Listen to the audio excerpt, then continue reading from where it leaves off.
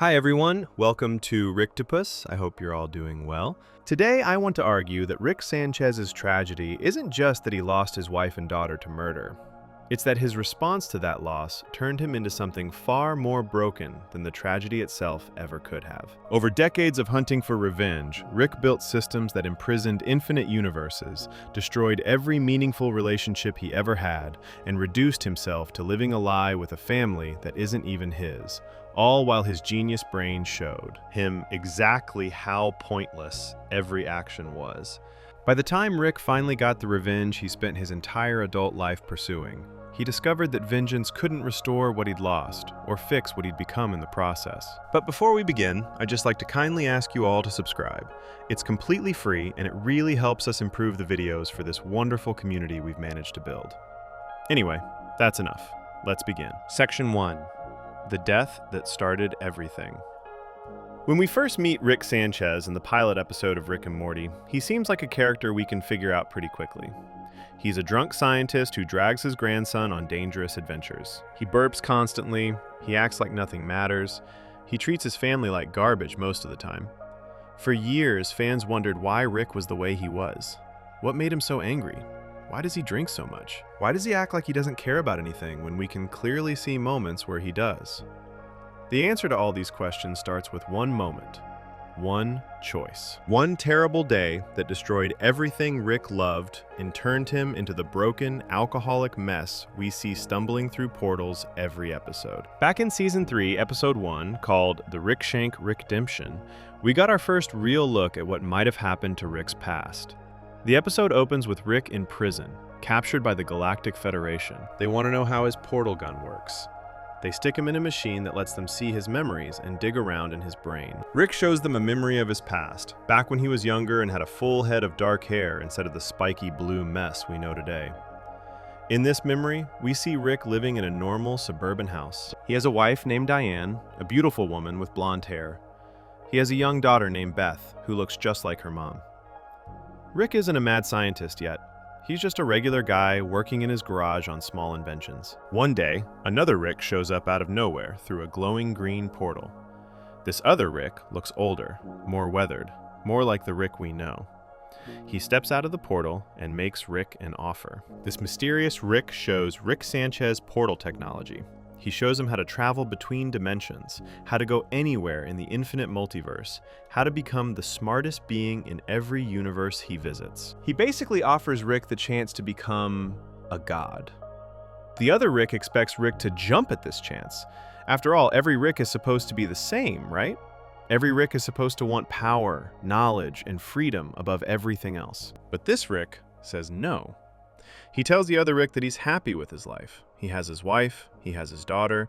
He doesn't need infinite universes. He doesn't need to be the smartest man in existence. He just wants to be a regular dad, working on small projects in his garage while his family lives a normal, happy life. This one choice, this one moment of choosing family over power, sets everything else in motion. The other Rick doesn't take the rejection well. The portal closes and Rick thinks that's the end of it. He goes back to working on whatever small invention he was building. He probably feels good about his choice. He chose love over ambition. He chose his family over infinite possibilities. That's supposed to be the right choice, isn't it? Then the bomb drops. From outside the garage, a glowing portal bomb comes flying through the air and crashes directly into Rick's house. The explosion tears through everything.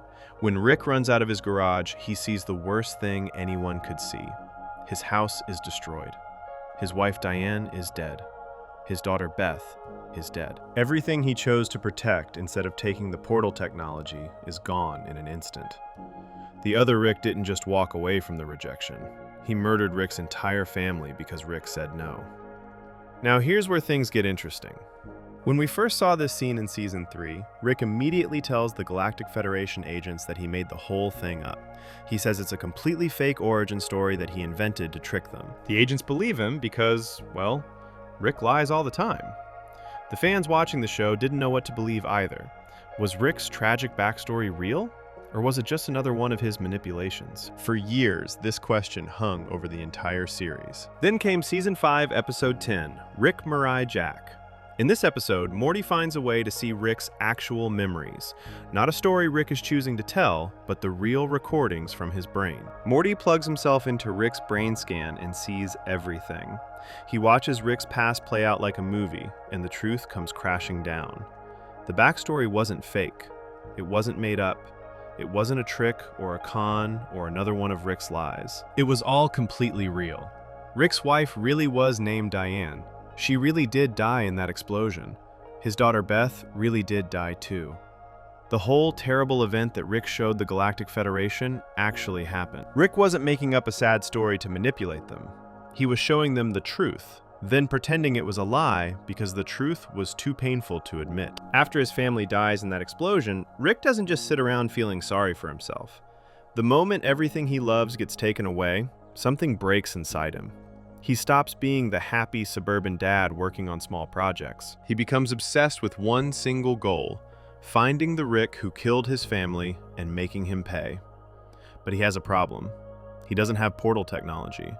The other Rick never actually gave it to him. Rick only saw it for a few minutes before he said no. So Rick does what he does best. He invents it himself. Over the next months or years, we see flashes of Rick working day and night, building device after device, trying to crack the secret of interdimensional travel. He's not doing this because he wants to explore the universe or because he thinks science is cool. He's doing it because he needs revenge. He needs to find the Rick who destroyed his life and destroy him back. Eventually, Rick figures it out. He becomes one of only 2 Ricks in the entire multiverse who actually invented portal technology on his own instead of getting it from another Rick. The other one who invented it was the Rick who killed his family, the Rick who eventually gets called Rick Prime. Every other Rick in every other dimension got portal technology by having another Rick show up and offer it to them. They said yes to the offer that our Rick said no to. But Rick C137, our Rick, earned his portal gun through grief and rage and determination to get revenge. With his portal gun finally working, Rick starts jumping between dimensions, looking for his family's killer. He searches universe after universe, reality after reality, trying to find the one Rick who did this to him. This is where Rick's story shifts from tragedy to something even darker. But that's a different part of the story we'll get to later. Before we move on from this moment, though, there's one more horrible detail that makes Rick's tragedy even worse. In Season 7, Episode 5, Unmortrican, we learn something that makes the original crime even more cruel. The Rick who killed Diane didn't just kill her once. At some point after Rick started hunting him down, Rick Prime decided that killing Diane in one universe wasn't enough punishment. He wanted to hurt Rick even more. So Rick Prime erased Diane Sanchez from every single reality in existence. Think about what that means for a second. In an infinite multiverse, there should be infinite versions of everyone. If someone dies in one universe, you can theoretically find another version of them in a different universe. That's actually a major part of how Rick and Morty works as a show. When Rick and Morty mess up their original dimension so badly that everyone turns into monsters, they just jump to another dimension, where different versions of themselves just died in an accident. They bury their own dead bodies and take their places. The show has taught us that in an infinite multiverse, everyone can be replaced. But Diane can't be replaced.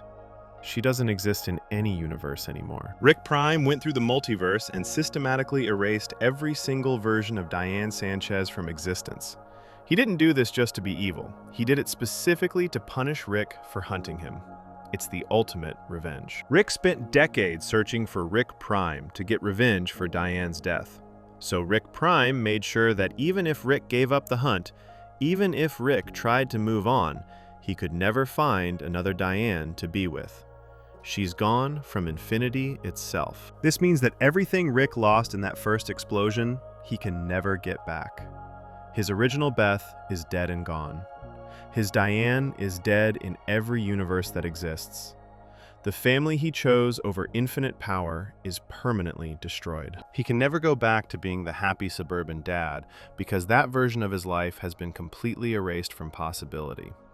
Think about how that would change someone. Imagine choosing love over power, then having love violently taken away as punishment for that choice. Imagine spending years building the very technology you rejected just so you can hunt down the person who destroyed everything you cared about. Imagine finally getting that technology working, starting your search, and then discovering that the person you're hunting has made absolutely sure you can never rebuild what you lost. This is where Rick Sanchez begins. Not in the pilot episode where he's already broken and drunk and dragging Morty through portals, but here, in this moment, when a bomb falls through the sky and kills his wife and daughter because he made the choice to be a good person instead of a power-hungry scientist. Every terrible thing Rick does in the show traces back to this moment. Every time he drinks himself into a stupor, he's trying to forget what he lost. Every time he acts like nothing matters, he's protecting himself from caring about anything that can be taken away. Every time he pushes away people who care about him, he's making sure he never has to feel that kind of loss again. The Rick we see in the show, the one who seems incapable of genuine connection, who treats his grandson like a tool, who destroys his daughter's marriage, who ruins every relationship he touches, is the Rick that this moment created. Before we move on, make sure to subscribe if you're enjoying this breakdown. And the worst part? This is just the beginning of his tragedy. Because what Rick does next, in response to this loss, ends up creating even more suffering for himself and countless others across the multiverse. But to understand how one man's grief turned into a multiversal catastrophe, we need to look at the revenge quest that came after this moment, and the ocean of blood Rick spilled trying to find the person who took everything from him. Section 2. The Rampage Across Infinity. With his portal gun finally working, Rick stepped through his first green portal and entered the infinite multiverse. He wasn't going on adventures. He wasn't exploring strange new worlds because he thought they were cool. He had one goal burning in his mind: find the Rick who murdered his family and kill him. What Rick didn't know when he stepped through that first portal was that this revenge quest would last for decades. He also didn't know that before he found the right Rick, he would become the most feared serial killer in the multiverse. When Rick started jumping between dimensions, he quickly realized a horrible truth about his search. There are infinite versions of Rick Sanchez out there. In some universes, Rick is a good person. In others, he's evil. In most, he's somewhere in between. The Rick who killed his family could be any one of these infinite Ricks. How do you find one specific person when there are countless identical versions of that person spread across unlimited realities? Rick's solution was simple and terrible. He would check every Rick he found. And if they weren't the one who killed Diane, if they couldn't tell him where to find the killer, if they got in his way or tried to stop him, he would kill them and move on to the next one. The show gives us glimpses of this period in Rick's life through flashbacks, mainly in the Season 5 finale, Rick Mirai Jack. When Morty views Rick's brain scan and sees his actual memories, we watch Rick's revenge quest play out in fragments. We see Rick jumping from dimension to dimension, finding other versions of himself, confronting them, and when they can't help him, killing them without hesitation. Over and over again. Universe after universe. Rick after Rick. In one memory, we see Rick in what looks like a bar or meeting place. There are multiple Ricks there, and they seem to be organizing something, maybe planning how to stop him. Rick doesn't wait to find out. He throws some kind of bomb or device into the room. Fire explodes everywhere.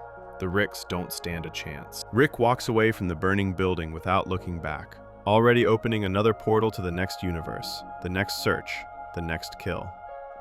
In another flash of memory, Rick is in the middle of a shootout with other Ricks. Green lasers fly through the air. Ricks are taking cover behind furniture and walls. Bodies are everywhere.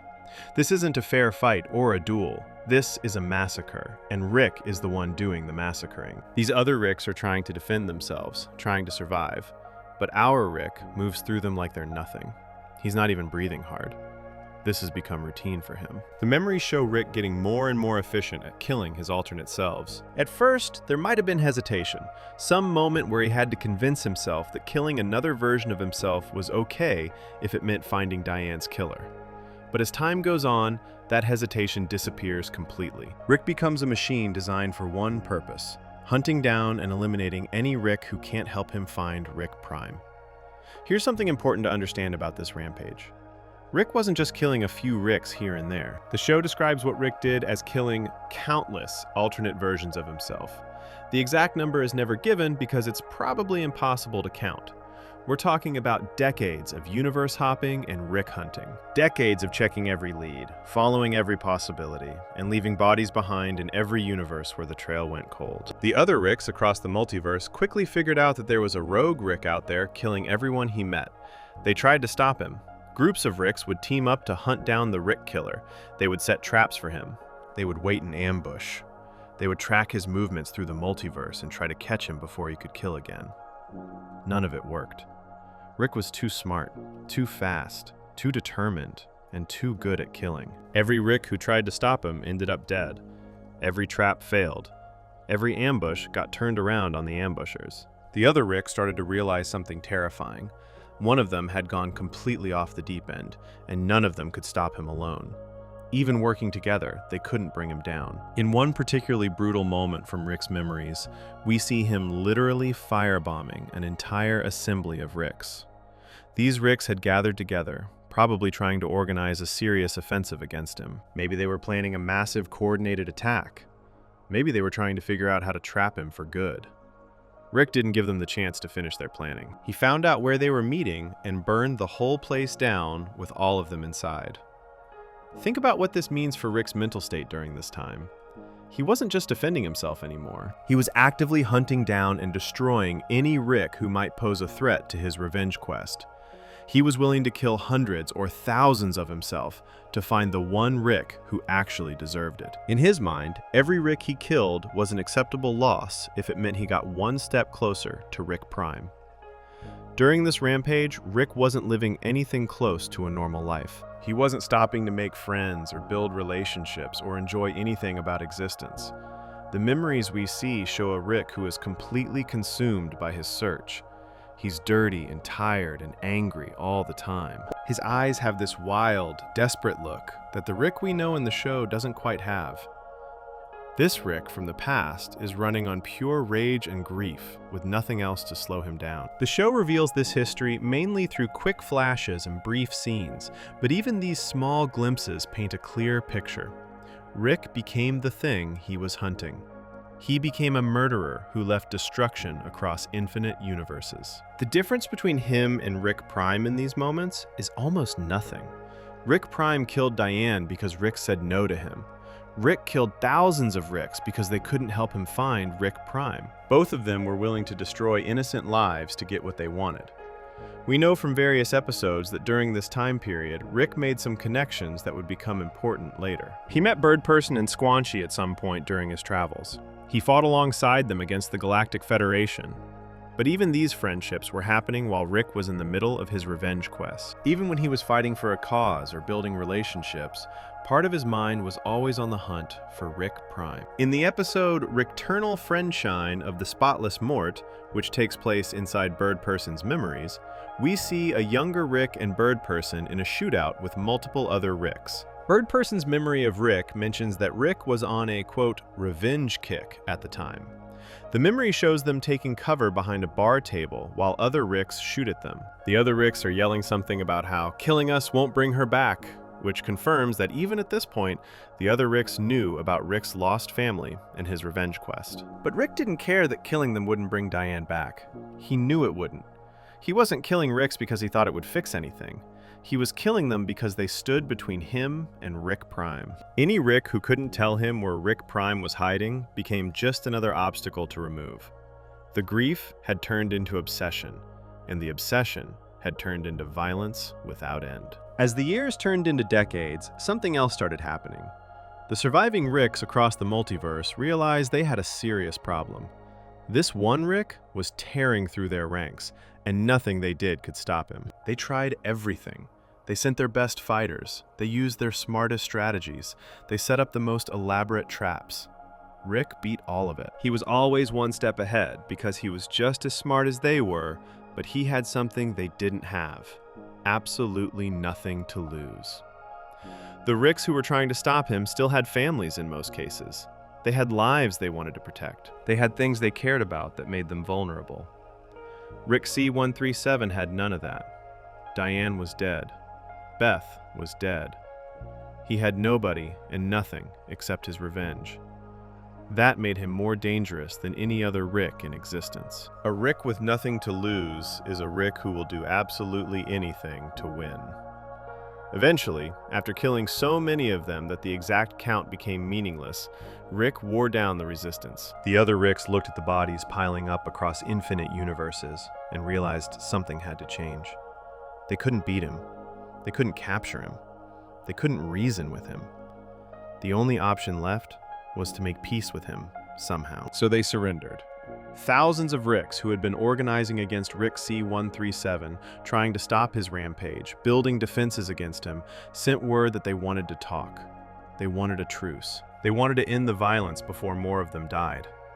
Rick had killed so many Ricks that the survivors finally admitted defeat and asked for peace terms. This is where Rick's story takes another dark turn, but it's important to stop and think about what this means. Rick's revenge quest didn't just hurt him. It didn't just turn him into a killer. It created such massive destruction across the multiverse that thousands of the smartest beings in existence had to band together just to survive him. And when that didn't work, they had to beg him to stop. Rick never found Rick Prime during this rampage. Despite decades of searching, despite killing countless Ricks, despite becoming the most feared being in the multiverse, Rick couldn't locate the one Rick he actually wanted to kill. The whole campaign of murder and destruction accomplished nothing except creating more death and more suffering. Rick Prime was too smart, too careful, too good at hiding. He had given himself a head start by killing Diane first, and he used that head start to disappear so completely that even Rick's decades-long search couldn't track him down. Imagine how that must have felt for Rick. Decades of his life spent hunting one person. Decades of killing anyone who got in his way. Decades of jumping from universe to universe with nothing but revenge driving him forward. And at the end of all that time, all that violence, all that destruction, he was no closer to finding Rick Prime than when he started. The Rick who killed Diane was still out there somewhere, still free, still alive, while Rick had an ocean of blood on his hands and nothing to show for it. This is when Rick had to face a terrible choice. He could keep going, keep searching, keep killing Ricks forever, in the hope that eventually he might stumble across the right one. Or he could accept that maybe Rick Prime was never going to be found this way. Maybe his revenge quest was hopeless. Maybe he needed a different approach. The Ricks who wanted peace offered Rick a deal. They wanted to create a place where Ricks and Mortys could be safe from their enemies, including safe from Rick C-137. And in exchange for Rick agreeing to leave them alone, they would help him with something he needed. The exact details of this deal would reshape the entire multiverse in ways that Rick probably didn't fully understand at the time. But he was tired and broken and no closer to his goal than when he started. Before we move on, make sure to subscribe if you're enjoying this breakdown. So Rick accepted the deal. He agreed to stop killing Ricks. He agreed to help the other Ricks build something that would protect them. And in doing so, he became part of creating something that he would end up hating for the rest of his life. Something that would trap countless innocent people. Something that would eventually become one of his biggest regrets. But to understand what that something was and why it mattered so much, we need to look at what happened when thousands of terrified Ricks tried to build a society that could keep one angry Rick from destroying them all. Section 3. Building a prison he would hate. After decades of killing Ricks across the multiverse, Rick C-137 finally stopped. Not because he found Rick Prime, not because he got his revenge, not because he decided that violence was wrong. He stopped because he was tired, and the other Ricks offered him a deal he couldn't refuse. They would stop trying to kill him if he would stop trying to kill them. And as part of this peace agreement, Rick would help them build something that would keep everyone safe. That something was the Citadel of Ricks. The Citadel shows up several times throughout the series, starting in Season 1, Episode 10, Close Rick Counters of the Rick Kind. When we first see it, the Citadel looks like a massive space station floating in its own dimension. It's shaped like a giant ring, with buildings and towers stretching up from the curved surface. Thousands of Ricks and Mortys live there, working jobs, going to school, running businesses, and basically living normal lives. It looks like a functioning city, just one where everyone is either Rick Sanchez or Morty Smith from different dimensions. At first glance, the Citadel seems like a good idea. All these Ricks from different universes have enemies. The Galactic Federation wants them arrested for their crimes. Various alien governments want them dead for things they've done. Galactic terrorists hate them. Dictators from across space want to destroy them. And of course, there's Rick C-137, who spent decades proving that he could kill any Rick he wanted to. So the idea of building a safe place where Ricks could hide from all these threats makes sense. But here's the thing that makes this whole situation incredibly sad and twisted. Rick C-137, the Rick we follow in the show, helped design and build the Citadel. The very place that would become a symbol of everything he hates about other Ricks was created with his help. He didn't just agree to let it exist.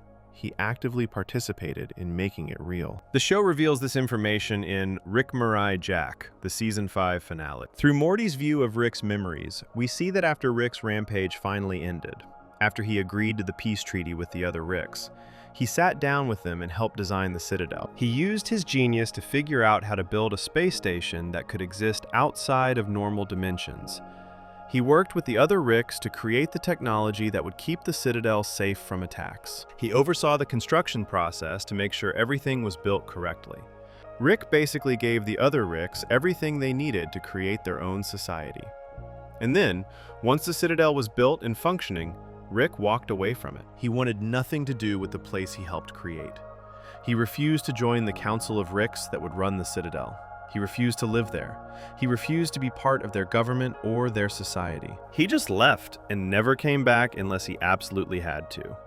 Why would Rick help build something and then immediately abandon it? Why would he put all that work into creating the Citadel just to turn his back on it? The answer tells us a lot about who Rick is and what he believes. Rick thinks the whole idea of the Citadel is stupid and wrong. He says it himself in Close Rick Counters of the Rick Kind when the Council of Ricks tries to get him to join them. Rick's exact words explain his problem with the whole thing. Rick's forming a government to hide from the government is the most hypocritical thing he's ever seen. Think about what this means. Ricks are supposed to be the smartest people in every universe. They're supposed to be above laws and rules and governments. They're supposed to be so intelligent and powerful that nobody can control them. Rick's whole personality is built around this idea. He doesn't follow anyone's rules. He doesn't respect any authority. He does whatever he wants because he believes he's too smart to be governed by anyone else. But the Citadel is literally a government made by Ricks for Ricks. It has laws and rules and a council that makes decisions for everyone. It has police who enforce those laws. It has schools that teach young Mortys how to behave. It has a whole social structure with rich Ricks at the top and poor Ricks at the bottom. The Citadel is everything that Ricks claim to hate about normal society, just rebuilt with different faces in charge. And Rick C-137 helped create it. This is one of the deepest ironies in Rick's whole story. The man who hates governments more than almost anything helped build a government for people exactly like him. The man who thinks rules are stupid helped create a society full of rules. The man who prides himself on being free from all control helped design a giant cage for thousands of Ricks and Mortys. Rick probably knew this was wrong, even while he was doing it. He probably knew that building the Citadel went against everything he believed about freedom and intelligence and refusing to submit to authority. But he did it anyway, because it was part of the deal. The other Ricks would stop hunting him if he helped them build their safe space. And Rick needed them to stop hunting him because he couldn't focus on finding Rick Prime if he was constantly fighting off other Ricks. So Rick made a choice. He would compromise everything he believed in if it meant getting the other Ricks off his back, so he could continue his search for the one Rick who actually mattered. He would help create the thing he hated most if it gave him a chance to find Rick Prime. The problem is that it didn't work. Even with the peace treaty, even with the Citadel built, even with all the other Ricks occupied with their new society, Rick still couldn't find Rick Prime. The Citadel didn't help him get revenge. It just created a new problem that would eventually come back to haunt him. Once the Citadel was finished, it needed someone to run it. The Ricks who organized the peace treaty formed something called the Council of Ricks. This council was made up of 6 Ricks who would make all the major decisions for the Citadel. They would assign Mortys to Ricks who needed them. They would act as lawmakers and judges and basically run the whole place. The council wanted Rick C-137 to join them because he was clearly the smartest and most dangerous Rick in existence. Having him on the council would make them look legitimate and powerful. Rick said no. He told them the whole idea was stupid and hypocritical. He called them out for being exactly the kind of controlling government they claimed to be running away from. Then he opened a portal and left. The Council of Ricks was so offended by this rejection that they labeled Rick C-137 as a rogue. They made him their #1 suspect whenever anything bad happened at the Citadel. They basically treated him like a criminal, even though he was the one who helped them build their home in the first place. This rejection set up a weird relationship between Rick and the Citadel that would last for years. The Citadel saw Rick as a threat because he refused to join them and follow their rules. Rick saw the Citadel as a joke because they were doing exactly what he always said was the stupidest thing Ricks could do: organizing themselves under a government. Both sides were technically right about the other, which just made the whole situation more ridiculous. Throughout the series, we see Rick dealing with the Citadel several times, and he hates it every single time. In Close Rick counters of the Rick kind, the Council of Ricks accuses Rick of murdering other Ricks. They arrest him and try to execute him. Rick has to fight his way out and prove he didn't do it. Even though Rick actually did murder tons of Ricks in the past, he didn't murder these particular Ricks, and the Council didn't care about the difference. They just wanted him dead. In the Rick Shank Rickdemption, the Season 3 premiere, Rick destroys the Citadel by teleporting the whole thing into the middle of a Galactic Federation prison. The Citadel and the prison smash into each other, killing tons of Ricks and Mortys and Federation guards. Rick does this as part of his escape plan, but he also seems to enjoy destroying the place he helped build. When he talks about it later, he doesn't show any guilt or regret about all the deaths he caused. If anything, he seems satisfied that the Citadel got wrecked. But here's the really twisted part. Even after Rick destroyed it, the Citadel got rebuilt. The surviving Ricks and Mortys worked together to construct a new version of the Citadel, and they kept living there like nothing had happened. By Season 3, Episode 7, the Ricklantis Mix-Up, the Citadel is back and running better than ever. They even switched from having a council run everything to having democratic elections with a president. Rick's attempt to destroy the thing he created didn't work. The Citadel survived because the other Ricks needed it. They couldn't survive in the multiverse alone. They needed the protection and structure that the Citadel provided. So they rebuilt it, and it kept existing whether Rick liked it or not. This is another tragedy in Rick's story. He can't escape the consequences of his own actions. He helped build the Citadel during his revenge quest because he thought it would help him find Rick Prime. It didn't help at all. But now, the Citadel exists forever. And Rick has to live with the knowledge that he created the thing he hates most. Every time he sees the Citadel, every time he has to deal with the Council of Ricks, or the Citadel's police, or any part of that society, he's facing something he made with his own hands. The Citadel also represents a bigger failure in Rick's life. He gave up his principles. He compromised on the things he claimed to believe in most strongly. He did something he knew was wrong, because he thought it would help him get revenge. And in the end, it didn't help at all. He still didn't find Rick Prime. He just created more problems for himself and helped trap thousands of Ricks and Mortys in a society that would eventually need someone to break them out of it. We see how bad the Citadel actually is in the Ricklantis Mix-Up, which shows us life inside the Citadel from the perspective of various Ricks and Mortys who live there. The episode reveals that the Citadel is basically a nightmare society, where Mortys are treated as second-class citizens, and most Ricks are stuck in terrible jobs they hate. There are homeless Ricks living on the streets. There are Mortys being mass-produced in factories to serve as sidekicks to Ricks. There are corrupt cops and crooked politicians, and all the worst parts of any society we have on Earth. Rick C-137 helped create all of that. He knew the Citadel would probably turn into something terrible because that's what governments always do according to his worldview. But he built it anyway. And now it exists as a monument to his failure and hypocrisy. The saddest part is that Rick probably couldn't have refused to build the Citadel without starting the war with other Ricks all over again. If he had said no to the peace deal, the other Ricks would have kept trying to kill him. The violence would have continued forever. So Rick was trapped between two bad choices: keep fighting an endless war, or help create something he hated. He chose to create the Citadel, and he's been living with that choice ever since. Before we move on, make sure to subscribe if you're enjoying this breakdown. This decision would have consequences that Rick couldn't possibly imagine at the time. Because when the Citadel was being designed and built, Rick and the other Ricks didn't just create a space station where they could hide from their enemies. They created something much bigger and much worse. They created a cage that would trap entire universes and billions of people who never asked to be part of Rick's revenge quest. But to understand what that cage was and how it worked, we need to look at the secret hidden underneath the Citadel.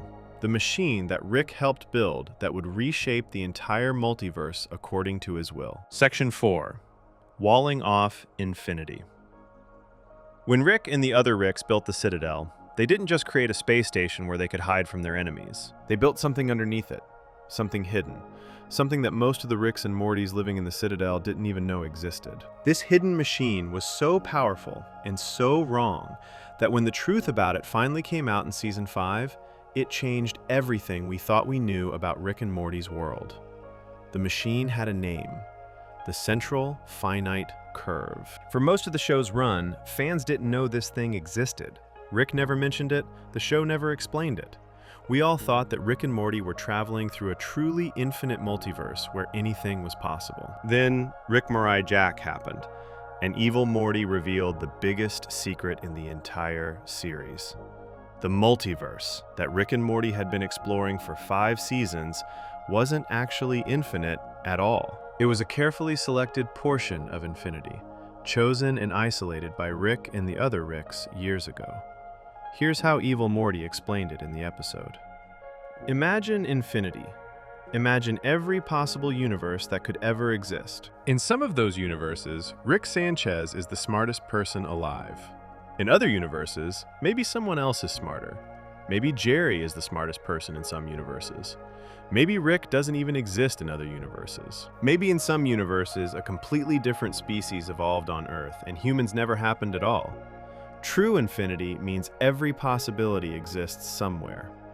But Rick and the other Ricks didn't want to deal with true infinity. They wanted to make sure that no matter which universe they visited, no matter where their portal guns took them, Rick would always be the smartest being alive. They wanted to guarantee that they would always be the most important, most powerful people in whatever reality they stepped into.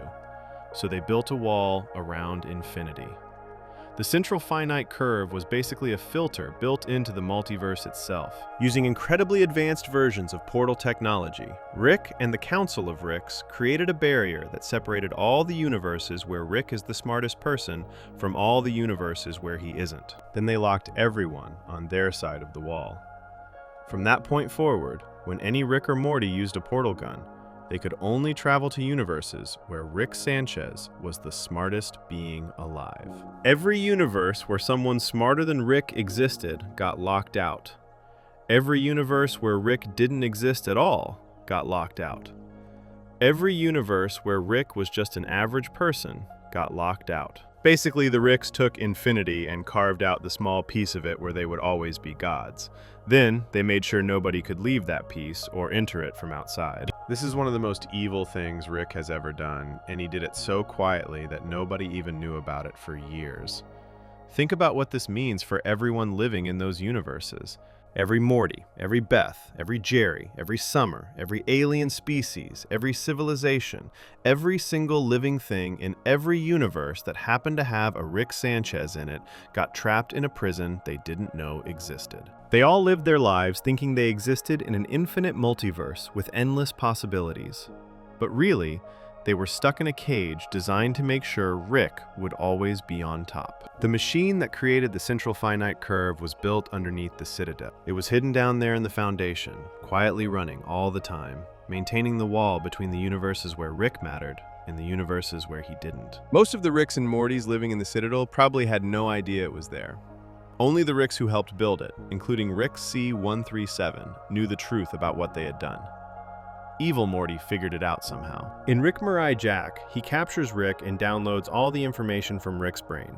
This gives Evil Morty access to all of Rick's memories, all his knowledge, all his secrets. And buried in there, Evil Morty finds the plans for the Central Finite Curve. He discovers that the Ricks didn't just build the Citadel to hide from their enemies. They built it to control the multiverse itself. When evil Morty reveals this to Morty Prime, he says something that perfectly captures how messed up the whole thing is. He tells Morty that the Ricks built a wall around infinity. He explains that every universe Morty has ever visited, every adventure he's ever been on, every reality he's ever seen has been inside this wall. Morty has never actually experienced true infinity. He's only seen the small piece of it where his grandpa gets to be the most important person in existence. This revelation destroys Morty. He thought he had been seeing the real multiverse. He thought all those adventures meant something. But really, he's been trapped in a cage the whole time, and his grandpa was one of the people who built that cage. Even the infinite possibilities that Rick was always talking about were actually finite.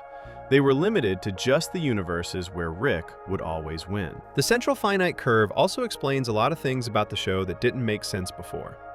Why does every Rick have a Morty? Why are Ricks always the smartest people around, no matter which universe they visit? Why does the show keep running into the same basic patterns over and over? Because the Ricks made sure those patterns would repeat, by cutting out every universe where things might work differently. It's like if you had a deck of cards with every possible card in existence, but you went through and removed every card you didn't like. Then you shuffled what was left and told everyone you were playing with a full deck. You're not lying exactly, because there are still lots of cards to choose from, but you've rigged the game to make sure you can never draw a card that would make you lose. That's what Rick and the Council of Ricks did to the multiverse. They rigged the game so they could never lose, and they trapped everyone else in the rigged game without telling them it was rigged. The worst part is that Rick probably thought he was doing this for a good reason. Based on what we learned throughout the series, Rick likely built the central finite curve as part of his plan to find Rick Prime. By limiting the multiverse to just the universes where Rick exists and matters, Rick thought he could eventually trap Rick Prime somewhere he couldn't escape. If Rick Prime could only travel to universes inside the central finite curve, then eventually Rick C137 would find him. But it didn't work. Rick Prime was too smart for that. He found ways to hide even inside the limited multiverse. Or maybe he found a way out of the central finite curve entirely. Either way, building this enormous prison that trapped infinite universes and countless living beings didn't help Rick get his revenge at all. It just created more suffering for no reason. The central finite curve also trapped Rick himself in ways he probably didn't expect. By cutting himself off from universes where Rick doesn't matter, Rick C137 guaranteed that he would never be able to escape from being Rick Sanchez. In some universe out there beyond the wall, maybe there's a reality where Rick is happy. Maybe there's a universe where he got therapy and worked through his problems. Maybe there's a universe where someone smarter than him helped him become a better person, but Rick can't go to those universes. He built a wall specifically to keep himself away from any reality where he's not the smartest and most important person. He trapped himself in a portion of infinity where he has to always be Rick, always be the genius, always be alone at the top with nobody who can really understand him or help him. The central finite curve is a prison for everyone, including the people who built it. When evil Morty finally escapes from the central finite curve at the end of Rick Mirai Jack, he does it by overloading the machine underneath the Citadel. He pumps so much power into it that it punches a hole in the wall, creating an opening to the rest of infinity. Then he flies his spaceship through that hole and leaves the limited multiverse behind forever. As evil Morty escapes, the Citadel starts falling apart.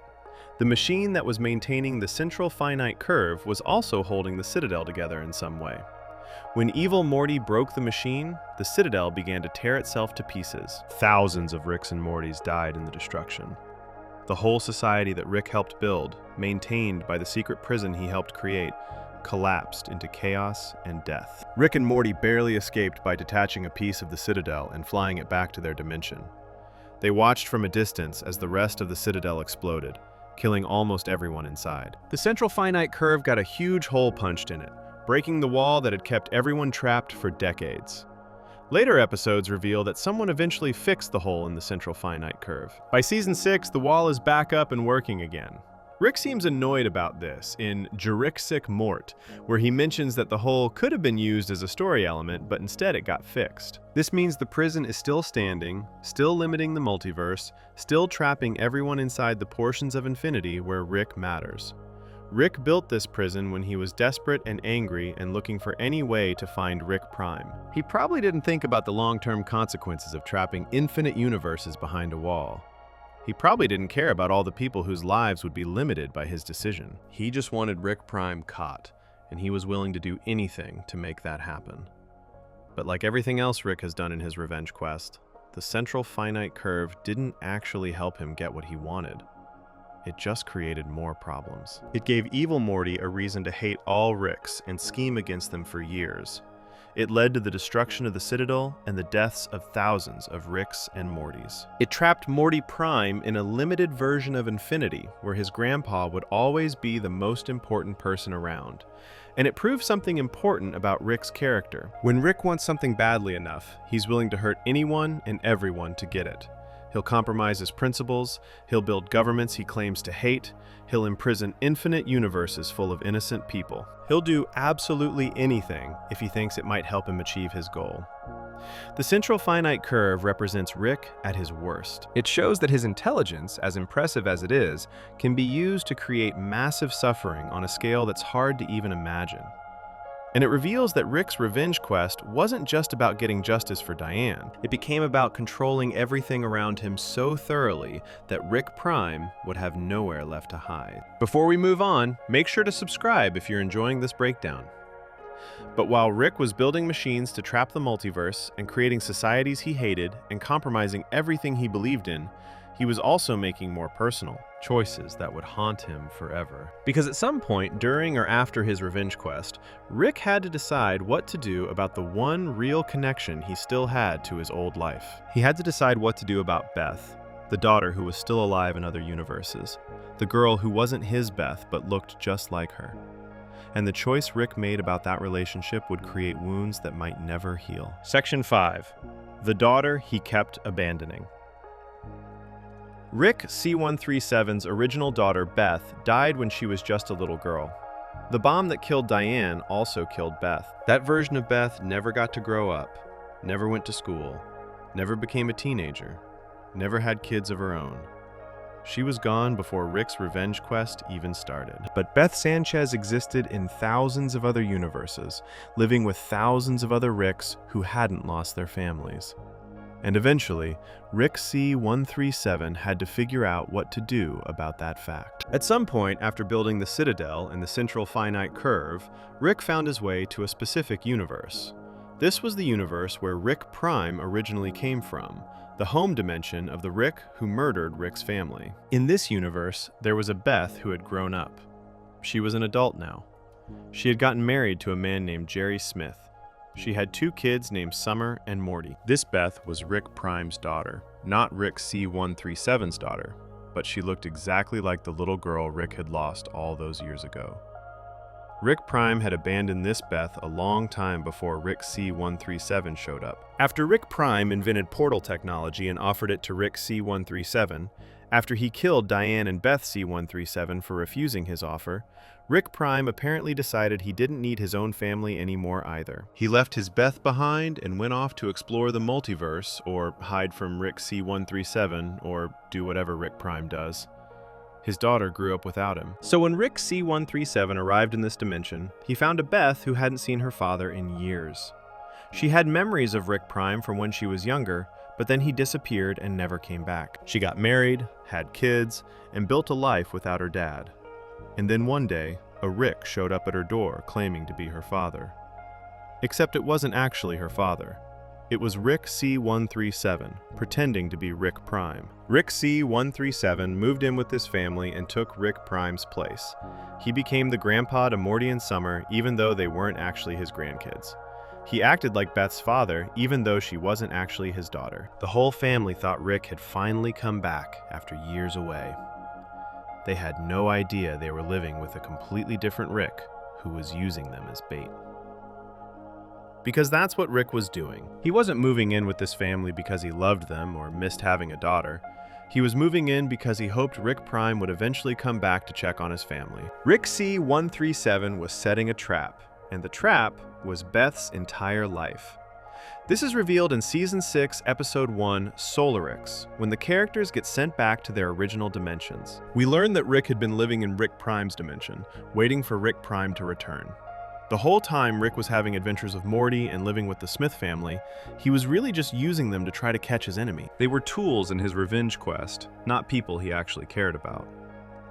But here's where things get complicated and sad. Even though Rick moved in with this family as part of a trap, even though he was pretending to be someone he wasn't, he seems to have started actually caring about them, especially Morty. Throughout the show, we see moments where Rick genuinely seems to love his grandson, even though that grandson isn't technically his grandson at all. Rick started to build real connections with these fake family members. The problem is that Rick never told them the truth. He never explained that he wasn't their original Rick. He never mentioned that he was waiting for a different Rick to show up so he could murder him. He just let them believe whatever they wanted to believe and used their house as his base of operations. Then in Season 1, Episode 6, Rick Potion number 9, Rick made a potion for Morty that accidentally turned everyone in the world into horrible monsters. Rick couldn't fix the problem, so he did what he always does when things get too messed up to repair. He found a universe where a different Rick and Morty had just died in an accident, and he took Morty to that universe to replace their dead versions. This meant Rick abandoned Beth Prime's family entirely. He left them in a world full of monsters where they would have to survive on their own. He took Morty Prime with him and moved to a new dimension. Dimension C131, where a different Beth and Jerry and Summer lived. Rick didn't even think twice about leaving Beth Prime behind. She was useful when he thought Rick Prime might come back, but once that dimension got too messed up to live in normally, Rick just moved on. The Beth that we see in most of the show, the one who lives with Rick and Jerry and puts up with Rick's behavior, is Beth from Dimension C131. She's not Rick C137's daughter. She's not even Rick Prime's daughter. She's the daughter of the Rick who used to live in Dimension C131, a Rick who died in an accident right before Rick C137 and Morty showed up to take his place. This means Rick has abandoned Beth twice in a way. He abandoned Beth Prime by leaving her in a monster world. And he's living with Beth C131 under false pretenses, never telling her that he's not actually her father. Both Beths have been lied to and used by Rick C137 for his own purposes. But let's go back further in the timeline, because the abandonment started even before Rick moved in with these families. Remember that Beth mentions throughout the show that she didn't see Rick for 20 years. This 20-year absence happened during her childhood and teenage years. Rick left when she was around 14 or 15 years old and didn't come back until she was an adult with kids. We don't know all the details about what happened during those 20 years. The show hasn't explained exactly where Rick was or what he was doing. But based on everything else we know, Rick was probably still hunting for Rick Prime, or fighting with the Galactic Federation, or building the Citadel, or doing any of the other things that were more important to him than being a father. Think about what those 20 years must have been like for Beth. Her father just disappeared one day when she was a teenager. She was at the age where kids really need their parents around to help them figure out life. And Rick just left without explanation and didn't come back. Beth mentions that she didn't know if he was dead or alive. She didn't know if he would ever return. She just knew that he was gone, and she had to deal with that. During those 20 years without Rick, Beth got pregnant with Summer at 17 years old. She was still in high school. She ended up marrying Jerry, probably because she was pregnant and scared and didn't have her father around to help her figure out what to do. Then she had Morty a few years later. She became a mom while she was barely more than a kid herself, and she had to do it all without her father's help or support. The show suggests pretty clearly that Beth's life might have been very different if Rick had been around during those years. In Season 2, Episode 8, Interdimensional Cable 2, Tempting Fate, Beth and Jerry see an alternate version of themselves who never had kids. That Beth became a successful surgeon instead of a horse doctor. She seems happier and more fulfilled. The implication is that our Beth settled for less than she could have been because she made choices based on fear and loneliness. Rick's absence during Beth's teenage years probably contributed to those bad choices. If Rick had been there, maybe Beth wouldn't have felt so alone. Maybe she wouldn't have gotten involved with Jerry so young. Maybe she would have pursued her dreams instead of settling for a safe, boring life. But Rick wasn't there, and Beth had to figure everything out on her own. Then Rick finally came back. After 20 years of being gone, After Beth had built an entire adult life without him, Rick just showed up one day and moved into her house. He didn't really apologize for leaving. He didn't explain where he'd been or why he stayed away so long. He just acted like it was normal for him to waltz back into her life after 2 decades and expect her to be happy about it. And Beth was happy about it. That's the really sad part. Despite everything Rick had done, despite abandoning her when she needed him most, despite missing her entire journey into adulthood, Beth was thrilled to have her dad back. She welcomed him into her home. She let him set up a lab in her garage. She defended him when Jerry complained about his behavior. She chose Rick over Jerry multiple times throughout the series. Beth's reaction to Rick's return shows how deep her abandonment issues go. She's so desperate for her father's love and approval that she'll accept any scraps of attention he gives her. She overlooks all the terrible things he does because she's terrified he'll leave again. She puts up with his drinking and his rudeness and his dangerous experiments because having a bad father around seems better than having no father at all. Rick knows this about Beth, and he uses it to manipulate her. In Season 3, when Jerry demands that Beth choose between him and Rick, Rick knows exactly what will happen. He knows Beth will choose him over her husband because Beth is so afraid of being abandoned again. And he's right. Beth picks Rick, and she and Jerry get divorced. Rick manipulates Beth's feelings throughout the show to get what he wants. He compliments her cooking when he needs her to not be mad at him. He acts proud of her when he wants her to do something for him. He plays on her desperate need for his approval to make sure she keeps letting him live in her house and use her family for his adventures. The really twisted thing is that this Beth isn't even Rick's real daughter. Rick C-137's actual daughter died when she was little. The Beth he's manipulating and using is from dimension C-131. She's a completely different person who happens to look like his dead daughter. And Rick is okay with using her feelings for him to get what he wants, even though he knows the whole relationship is built on a lie. In Season 3, Episode 9, The ABCs of Beth, we get a deep look at their messed up relationship. Rick takes Beth on an adventure to a fantasy world he created for her when she was a kid. We learn that child Beth was kind of a sociopath who asked Rick to make her dangerous weapons and devices. We also learn that Beth might have accidentally killed a childhood friend using one of Rick's inventions, and Rick helped her hide the evidence. At the end of this episode, Rick makes Beth an offer. He can create a clone of her. One Beth can stay on Earth with her family, and the other Beth can go off and have adventures in space. Beth can choose which version she wants to be, or Rick can make the choice for her so she never has to know if she's the real Beth or the clone. The episode never tells us what Beth decided. Later in the show, we meet Space Beth, and we learn that one version of Beth did go off to have adventures while another stayed with the family. But the show keeps it unclear which Beth is which. Is the Beth living with Jerry the real one, or is she the clone? Did Beth abandon her family the same way Rick abandoned her? The show doesn't give us a straight answer. What we do know is that Rick offered Beth a choice he never had. Rick lost his family to violence. He never got to choose whether to stay with them or leave them. But he gave Beth that choice, and by doing so, he put her in an impossible situation. Either Beth abandons her kids like Rick abandoned her, or she stays with her family and always wonders if she's the clone, if she's the fake version who isn't real. This is Rick's relationship with Beth in a nutshell. He hurts her over and over again, sometimes on purpose and sometimes just because he's too broken to do better. He abandoned her when she was young. He came back and manipulated her feelings. He never told her the truth about who he really is. He gave her impossible choices that messed with her head. And through all of it, Beth keeps loving him and wanting his approval because the damage from that original abandonment runs so deep. Rick created Beth's abandonment issues by leaving when she was 14. Then he used those same abandonment issues to control her when he came back. It's one of the cruelest things Rick does in the entire show, and he does it to someone who looks exactly like his dead daughter. Before we move on, make sure to subscribe if you're enjoying this breakdown. But Beth wasn't the only person from Rick's past that he hurt through his inability to maintain healthy relationships. Because while Rick was building the Citadel and abandoning Beth and using families as bait for Rick Prime, he was also destroying the one genuine friendship he ever had with someone who truly understood him and accepted him despite all his flaws. Section 6. The friend he pushed away. During Rick's decades of hunting Rick Prime and building the Citadel, he wasn't completely alone the whole time. At some point during his travels through the multiverse, Rick met someone who would become the closest thing to a real friend he ever had.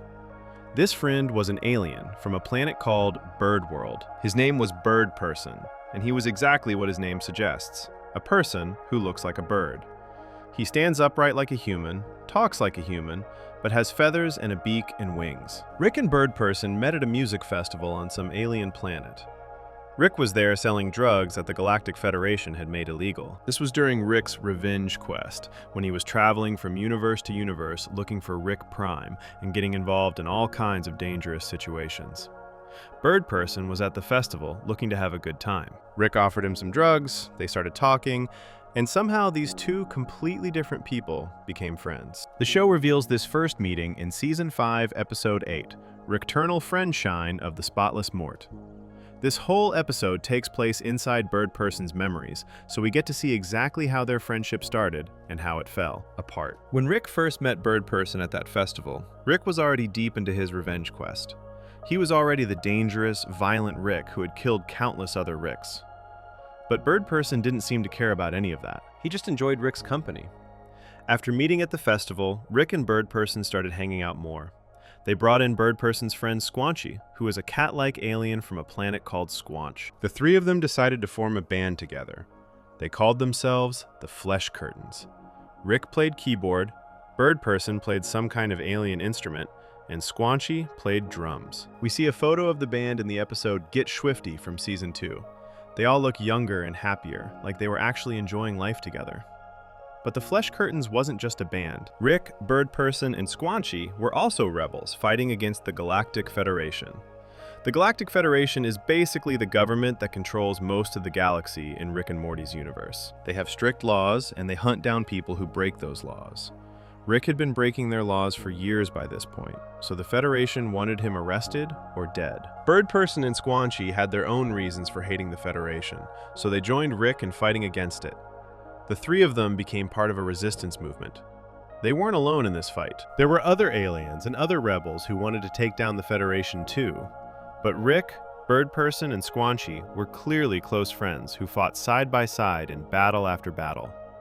They had each other's backs.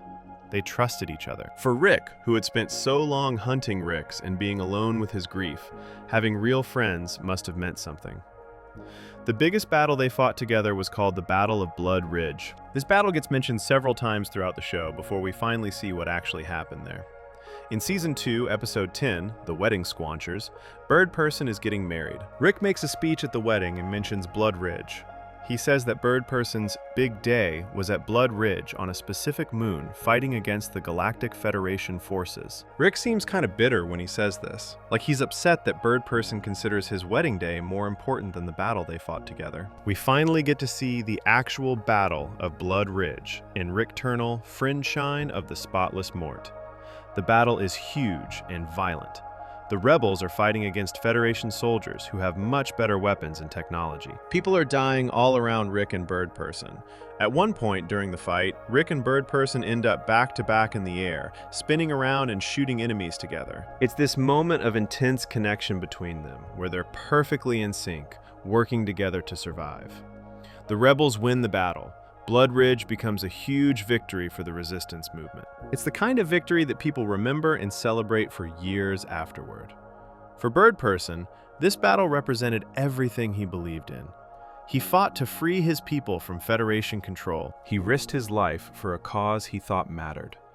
The victory at Blood Ridge was personal and meaningful to him. But for Rick, the battle meant something completely different. Rick didn't really care about the cause. He didn't hate the Federation because they were oppressing people or because they were unjust. He hated them because they were trying to arrest him and stop his revenge quest. The rebellion was just something Rick did while he was hunting for Rick Prime. It gave him allies and resources and places to hide, but it wasn't what he actually cared about. After the Battle of Blood Ridge, when the fighting was over and the rebels were celebrating their victory, Rick made Birdperson an offer.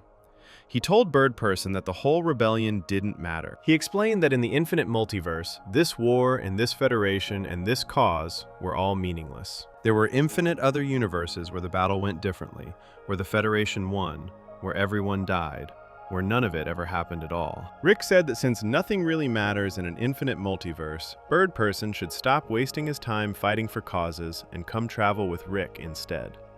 Rick asked Birdperson to be his companion for adventures across the multiverse. He wanted Birdperson to go universe hopping with him, seeing everything that existed, experiencing all the crazy possibilities infinity had to offer.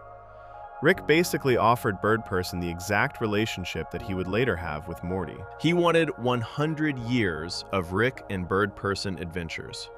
Birdperson said no. He told Rick that even though he cared about Rick, he couldn't give up everything he believed in just to follow Rick through the multiverse. The rebellion mattered to Birdperson, even if it didn't matter to Rick. The people he helped mattered. The cause he fought for mattered. Birdperson had morals and ideals and beliefs that he wasn't willing to abandon, not even for his best friend. When Birdperson rejected Rick's offer, he used a specific word that made Rick react really badly. Birdperson said that their relationship wasn't worth giving up his values for. As soon as Birdperson said relationship, Rick freaked out. He immediately got defensive and mean. He started insulting Birdperson, making fun of him for caring about things, mocking him for having morals. Then, Rick opened a portal and left without saying goodbye. This moment destroyed their friendship. Rick wanted Birdperson to be the person who traveled with him forever, and Birdperson chose his beliefs over Rick. Rick took this as a personal rejection. In Rick's mind, if Birdperson really cared about him, if their friendship really mattered, Birdperson would have said yes. But Birdperson had boundaries. He had things that were more important to him than Rick's approval or Rick's companionship. For Rick, who had already lost his wife and daughter, who had spent decades alone hunting for revenge, this rejection must have hurt terribly. He finally found someone he connected with, someone he wanted to share his life with, and that person told him no. That person said their friendship wasn't important enough to compromise for. After Rick left through that portal, he and Birdperson didn't see each other much for a long time. Birdperson went on to live his life fighting for causes he believed in. Rick went on to continue his revenge quest, alone. Later in Rick's memories, we see Birdperson confronting Rick about something. Birdperson tells Rick, "I'll see you when I see you," which is a way of saying their friendship is on hold, maybe over entirely. Rick had screwed things up by being unable to accept that Birdperson had priorities beyond their friendship. This is where Morty comes into Rick's life much later. Rick couldn't have Birdperson as his adventure companion because Birdperson had self-respect and boundaries. But Morty is 14 years old. Morty doesn't have the power to say no to Rick the way Birdperson did. Morty can't just walk away and live his own life.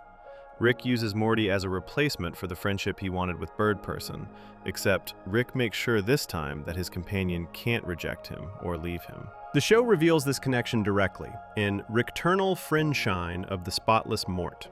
When Rick is talking to a memory version of himself, he refers to Morty as his hypothetical grandson. He's acknowledging that Morty isn't really his grandson at all. Morty is filling the role that Rick wanted Birdperson to fill, but Morty doesn't get a choice about it the way Birdperson did. Even though Rick and Birdperson's friendship fell apart after Blood Ridge, they did see each other again years later.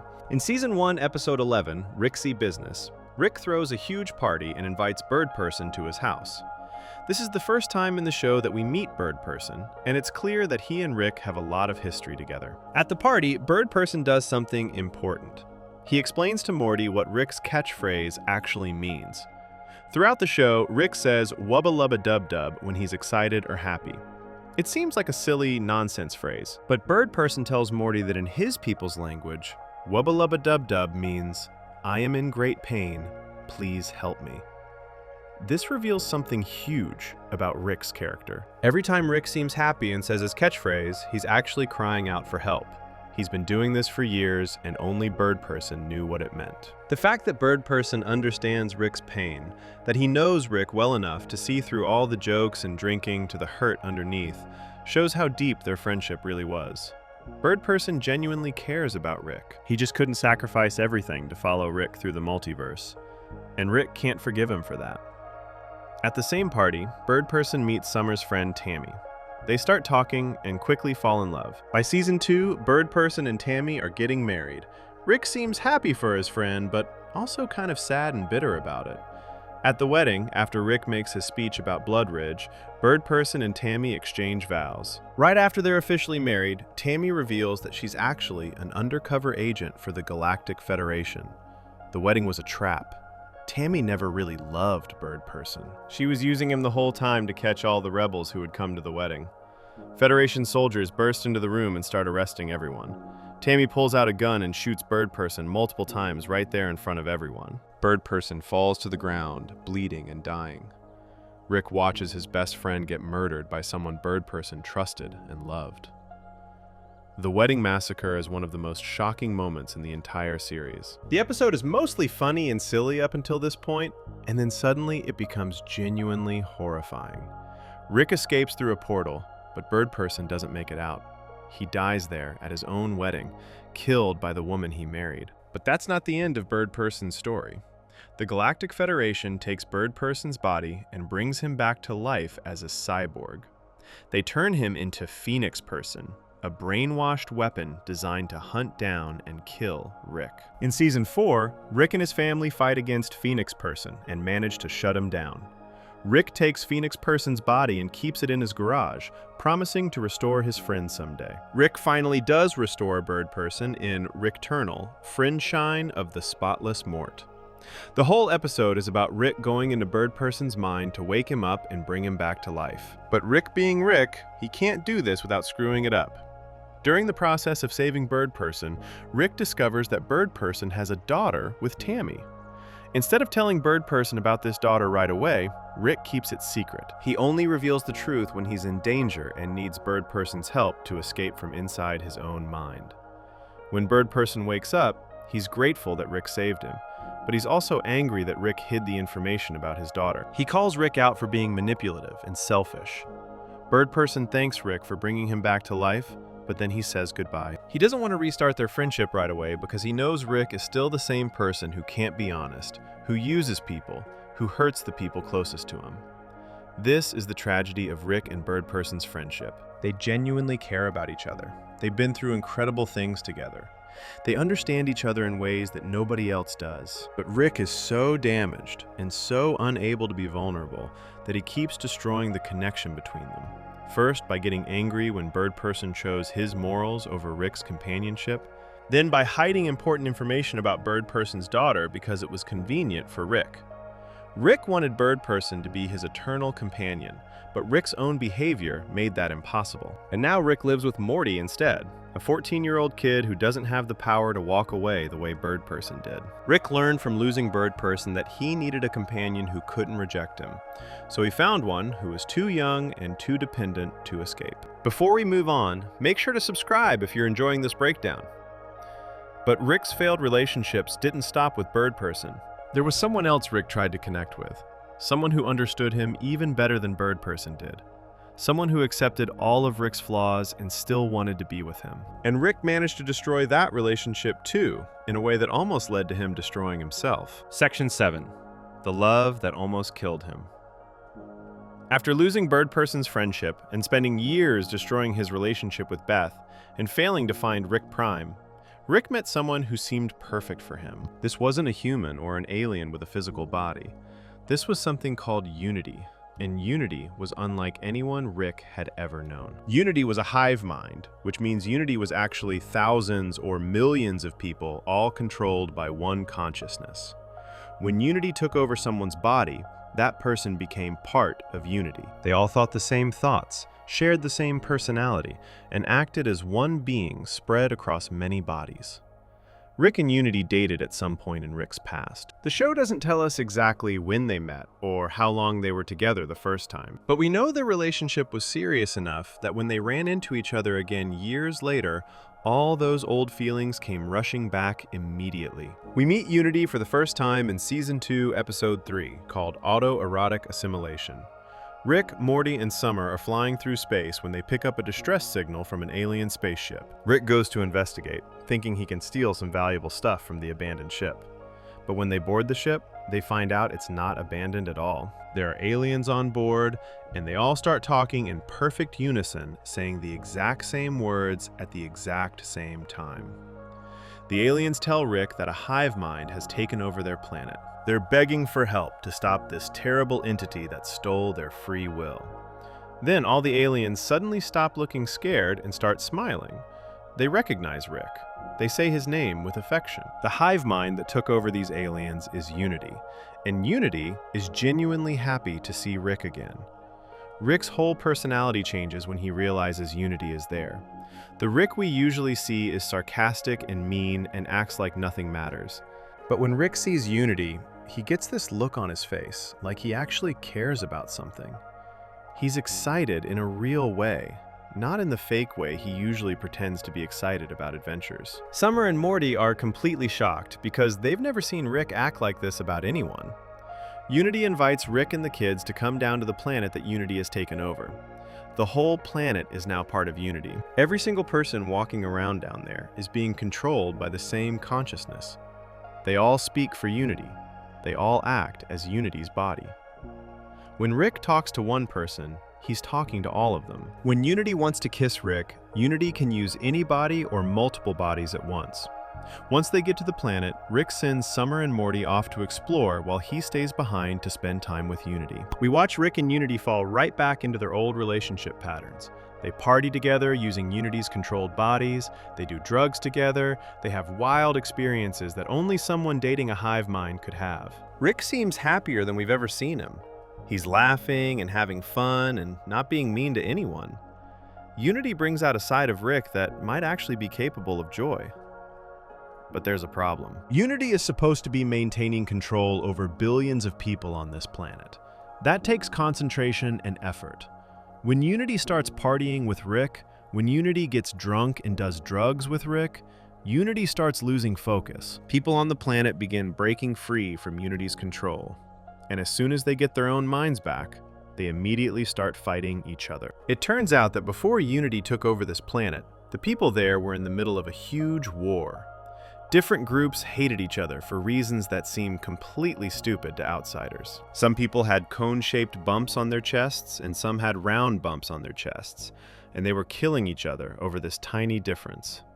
Unity had stopped the war by taking control of everyone and forcing them to get along. But the second Unity's control slipped, the war started right back up again. Summer and Morty end up in the middle of this conflict. They watch people who were peacefully walking around suddenly start screaming at each other and attacking each other. A race war breaks out right in front of them. Summer tries to stop the fighting by yelling at everyone that they're all the same, that their differences don't matter. But nobody listens to her because they're too busy trying to kill each other. Unity has to send controlled people to rescue Summer and Morty before they get hurt in the fighting. Unity pulls them to safety and puts the planet back under control. But this incident makes Summer really angry at Rick. She tells Rick that his relationship with Unity is bad for Unity. She points out that Unity is losing control and letting people get hurt because Unity is too busy partying with Rick. Summer says that Rick has a toxic effect on Unity, that he makes Unity worse. Rick doesn't want to hear this. He argues with Summer and defends his relationship with Unity. But even Rick can see that Summer has a point. Unity is struggling to maintain control while also trying to make Rick happy. The relationship is causing problems.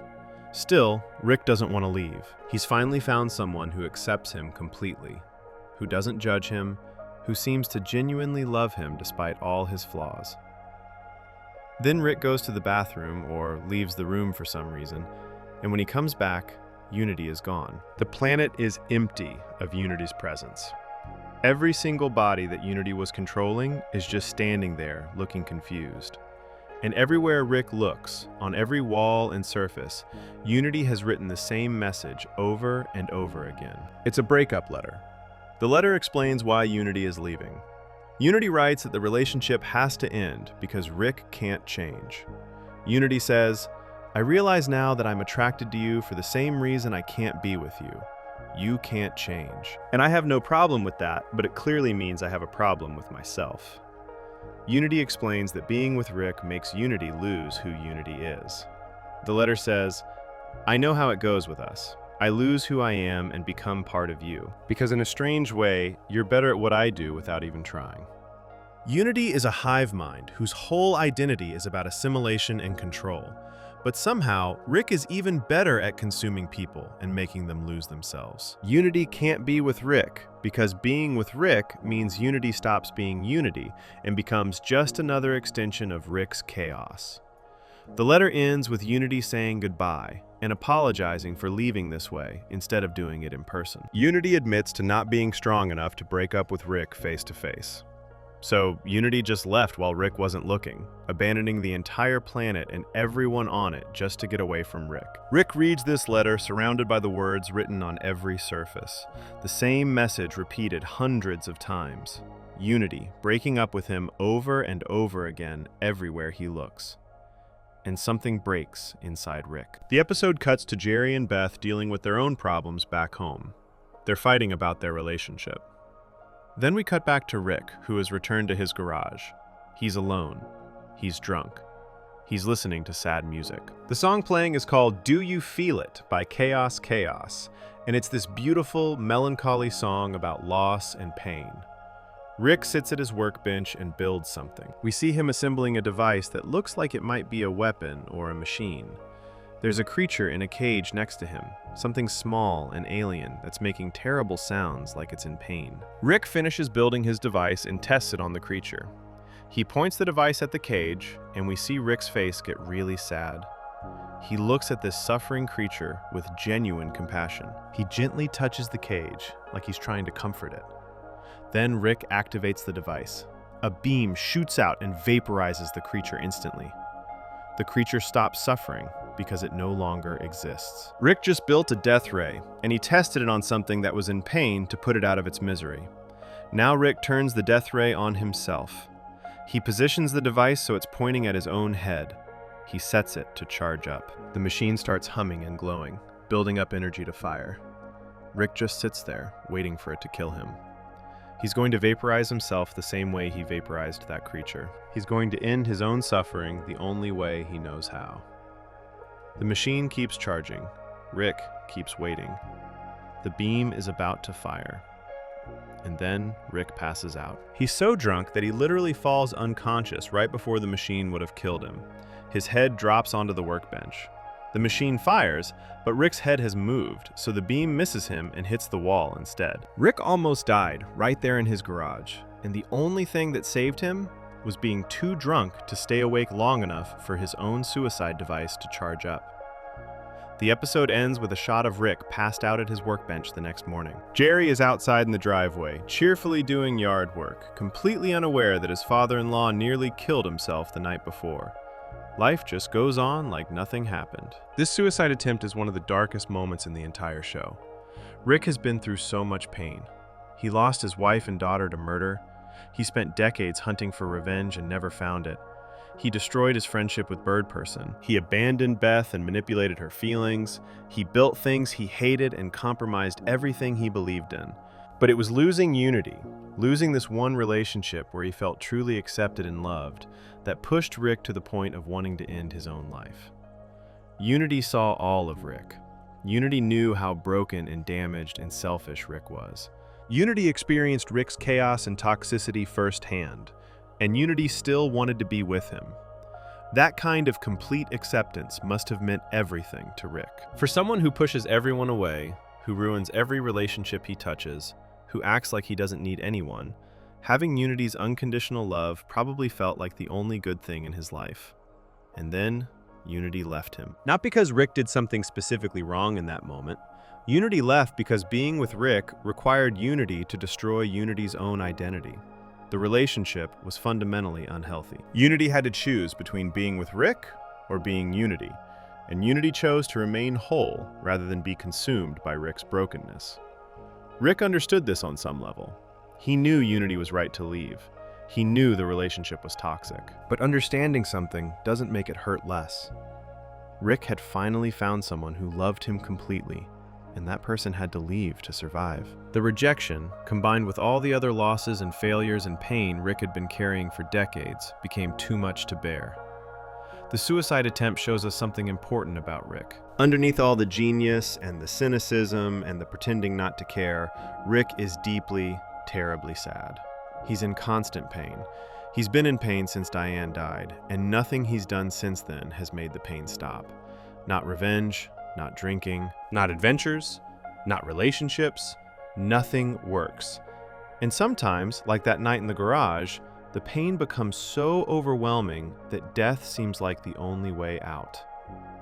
Rick survived that night, but only by accident. The show never explicitly addresses the suicide attempt afterward.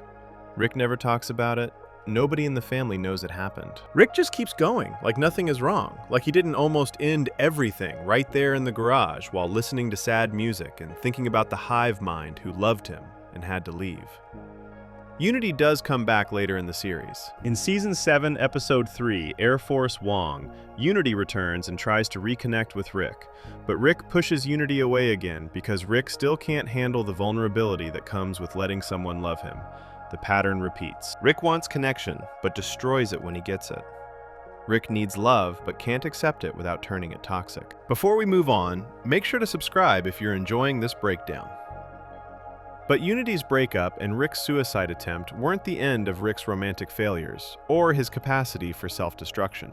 Because even after almost dying alone in his garage, even after proving to himself that he couldn't maintain healthy relationships, Rick still ended up in a situation where he had to face what his whole life had become, where all his choices and all his pain came crashing down around him, where he finally got the revenge he'd been hunting for decades, and discovered that revenge couldn't fix anything. And understanding that moment requires looking at what Rick settled for instead of the family he lost, and how that substitute family became both his prison and his only source of meaning in a life that had lost all other purpose. Section 8. Living with Strangers.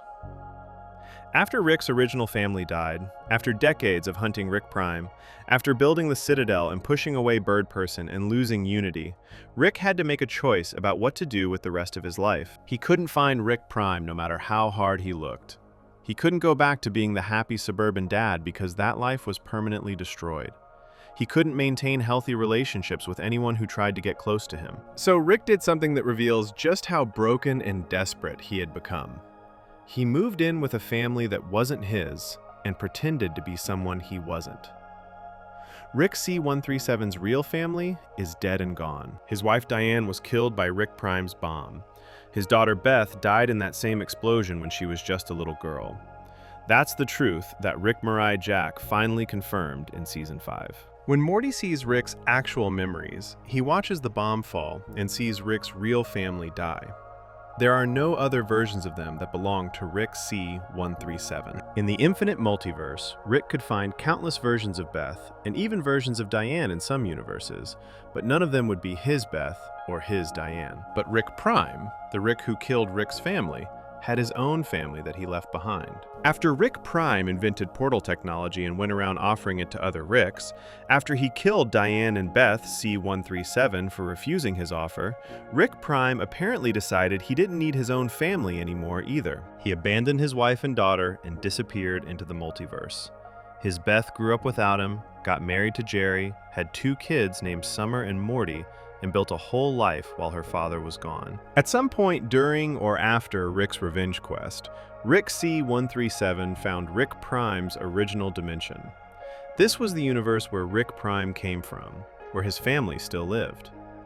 Rick saw an opportunity. If he moved in with Rick Prime's family and took Rick Prime's place, maybe Rick Prime would eventually come back to check on them. Maybe Rick could use this family as bait to catch the Rick he'd been hunting for decades. So that's exactly what Rick did. He showed up at Beth Prime's house one day and moved in. Beth thought her father had finally come home after years of being gone.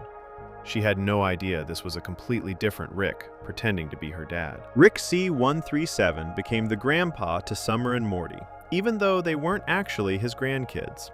He set up his lab in the garage. He started going on adventures with Morty, and the whole time he was waiting for Rick Prime to return so he could kill him. This revelation comes in Season 6, Episode 1, Solarix. In this episode, a reset happens that sends everyone back to their original dimensions. Rick ends up back in his original dimension C-137, where everything is still destroyed from the bomb that killed his family. Morty ends up in the Prime Dimension, his actual home universe. When Rick portals to the Prime Dimension to find Morty, we learn the truth. Rick had been living there, waiting for Rick Prime to come back. The whole family, the whole setup, the whole relationship was a trap. Think about how messed up this is. Rick moved in with strangers and convinced them he was their family member. He let Beth believe he was her father when he wasn't. He let Summer and Morty believe he was their grandpa when he had no biological connection to them at all. Every moment of their relationship was built on a lie. Every adventure Rick took Morty on, every time Rick defended himself to Beth, every family dinner, every holiday. All of it was Rick playing a role while using these people to try to catch his enemy. The Morty we follow throughout the show, the Morty who has been with Rick since the pilot episode, is Morty Prime. He's Rick Prime's grandson, not Rick C-137's grandson. This means Rick has been dragging around a kid who is technically his enemy's family member, using him for adventures, putting him in danger constantly, all while pretending to be his grandpa. The real relationship between Rick C-137 and Morty Prime is that they're both victims of Rick Prime in different ways, but they're not actually related to each other. Rick lived with his family in the Prime Dimension for a while, going on adventures and waiting for Rick Prime to show up. But Rick Prime never came back. And then in Season 1, Episode 6, Rick Potion number 9, everything went wrong in a way that forced Rick to abandon his trap entirely. In Rick Potion number 9, Morty asks Rick to make him a love potion so a girl at school will like him. Rick makes the potion, but it goes horribly wrong. The potion spreads like a virus and mutates everyone on Earth except for people related to Morty. The whole planet turns into a nightmare world full of monsters that the show calls Cronenbergs, named after the horror movie director David Cronenberg, who makes films with twisted body horror. Rick tries to fix the problem, but only makes it worse. Eventually, Rick realizes he can't undo what he did. The Earth is permanently destroyed and filled with monsters. So Rick does what he always does when things get too broken to repair. He finds a universe where a different Rick and Morty just died in an accident, and he takes Morty Prime to that universe to replace the dead versions. This means Rick abandoned the Prime Dimension entirely. He left Beth Prime, Jerry Prime, and Summer Prime behind in a world full of monsters. They had to survive on their own in a destroyed reality, while Rick and Morty escaped to a safe universe and took over the lives of dead versions of themselves. Rick didn't even hesitate or feel bad about leaving that family behind. Once their dimension got too messed up to live in normally, Rick just moved on. The universe Rick and Morty moved to is called Dimension C-131. The Beth and Jerry and Summer we see in most of the show are from this dimension. They're the family of a different Rick, the Rick of Dimension C-131, who died in an accident right before Rick C-137 and Morty Prime showed up. These people think Rick is their father and grandfather, but he's not. He's a completely different Rick who buried their actual Rick in the backyard and took his place. So now Rick is living with his second fake family. The first fake family is trapped in a monster world. The second fake family has no idea their real Rick is dead and buried in their backyard. And Rick just keeps going like this is all normal, like this is an acceptable way to live. Later in the series, we learn what happened to the Prime Dimension family that Rick abandoned. In Season 3, Episode 1, The Rick Shank Rickdemption, we see Beth Prime, Jerry Prime, and Summer Prime living in the Cronenberg world. They've adapted to survive. They wear armor made from monsters.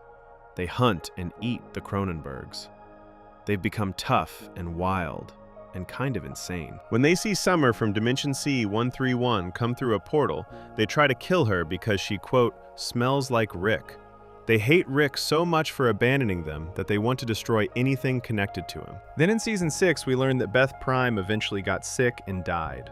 She got licked by a Cronenberg creature, and the infection killed her. So the family that Rick used as bait, the family he abandoned when things went wrong, suffered and died in the monster world he created. Beth Prime, who thought her father had finally come home after years away, who welcomed Rick into her house and defended him to Jerry, who chose to trust him, ended up dying in a nightmare world that Rick made and then left her in. Rick C-137 has no real family left anywhere. His actual wife and daughter are dead. Beth Prime is dead.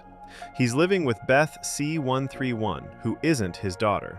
He's adventuring with Morty Prime, who isn't his grandson. Summer C131 isn't his granddaughter.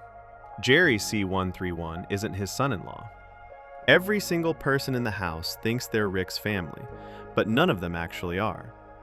This is one of the saddest things about Rick's entire existence. He lost his real family to violence. Then he used a fake family as bait and abandoned them to die in a monster world.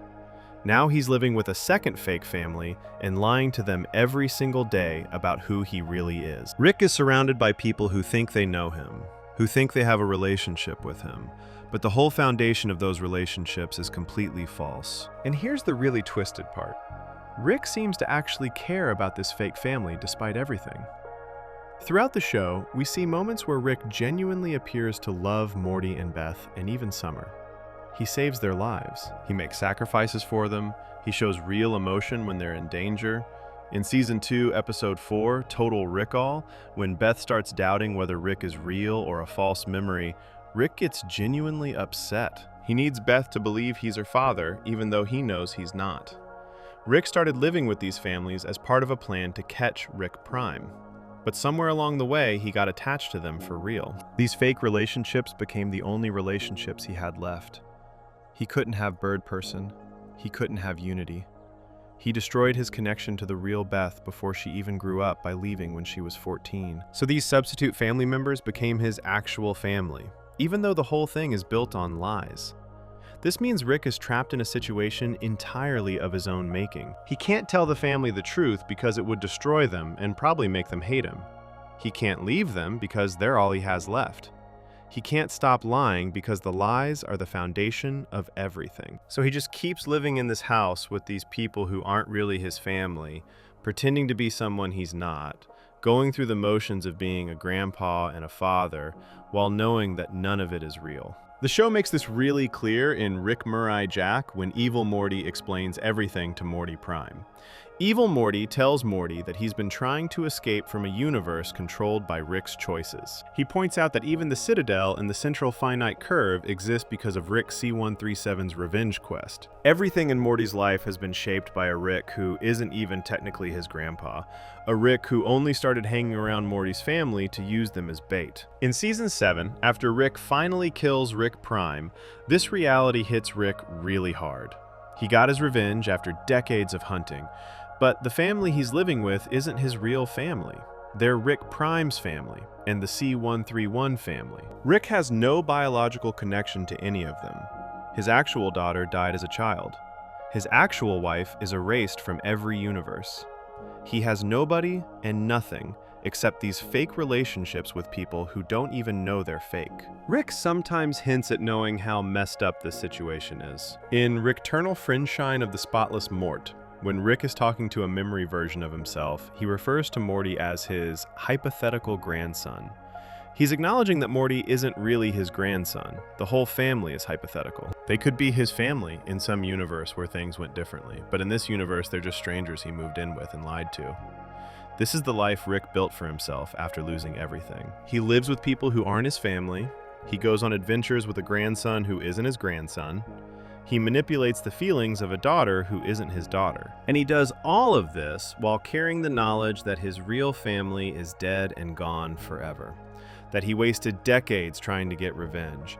That he destroyed countless lives and built terrible things and compromised everything he believed in. And none of it brought his actual family back or made anything better. Before we move on, make sure to subscribe if you're enjoying this breakdown. Rick is living a lie every single day. And the worst part is that the lie has become more real to him than the truth. He cares more about these fake family members than he probably cared about anything during his decades of revenge.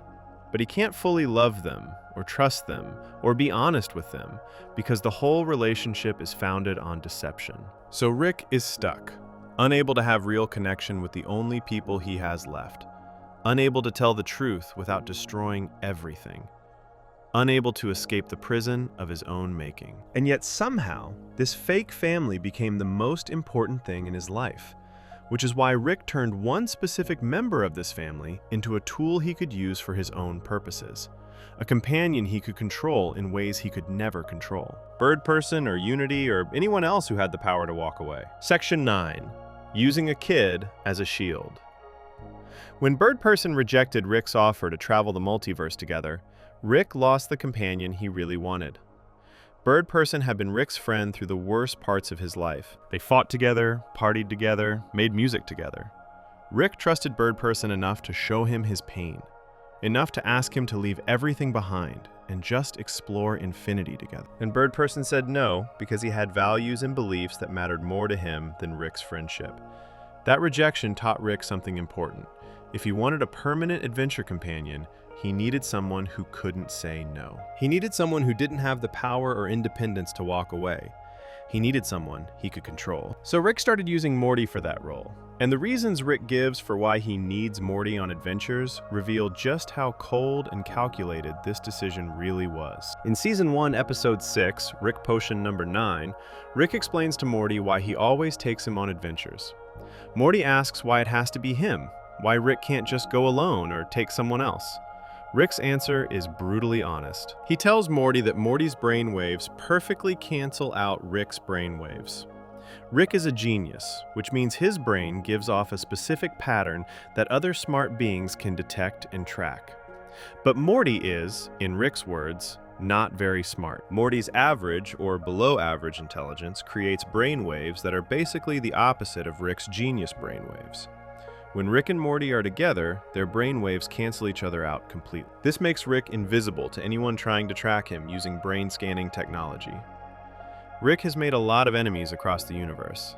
The Galactic Federation wants him arrested. Various aliens want him dead.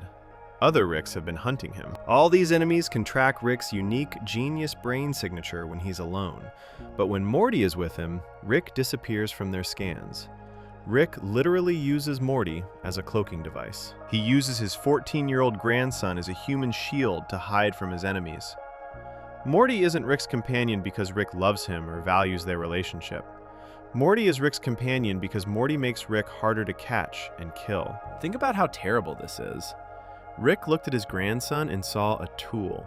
He saw a way to protect himself from the consequences of his own actions. All those enemies Rick made during his revenge quest, all those dangerous situations Rick created by being reckless and violent, all the people across the universe who want Rick dead.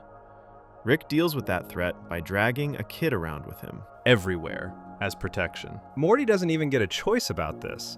He's 14 years old living with his parents. Rick is an adult who has authority in the family. When Rick says they're going on an adventure, Morty can complain or resist, but he usually ends up going anyway. Rick will manipulate him, or pressure him, or just grab him and pull him through a portal. Morty doesn't have the independence or power to refuse Rick the way Birdperson did. This is exactly what Rick wants. After losing Birdperson, after learning that someone with self-respect and boundaries won't stick around forever, Rick found a companion who can't establish those same boundaries. Morty is stuck in a relationship with Rick that he didn't choose and can't escape. He lives in Rick's daughter's house. Rick is family. Morty's mom loves Rick and defends him. How is a 14-year-old kid supposed to stand up to that and just walk away? The show makes this connection between Birdperson and Morty really clear in Rickternal Friendshine of the Spotless Mort. When Rick is inside Birdperson's mind, he refers to Morty as his hypothetical grandson. He's talking to a memory version of himself, explaining his current life situation. The memory asks about Morty, and Rick describes him as hypothetical, acknowledging that Morty isn't really his grandson, while also revealing that Morty fills the role Rick wanted Birdperson to fill. Rick wanted someone to share 100 years of adventures with. He wanted a permanent companion who would always be there, always come along, always choose Rick over everything else. Birdperson wouldn't do that. But Morty doesn't have a choice. Rick gets his 100 years of adventures, and Morty has to provide them, whether he wants to or not. The really dark part of this story goes way beyond just Rick C-137 using Morty as a shield, because it turns out that every Rick across the multiverse figured out the same thing. They all realized that having a Morty makes them harder to track.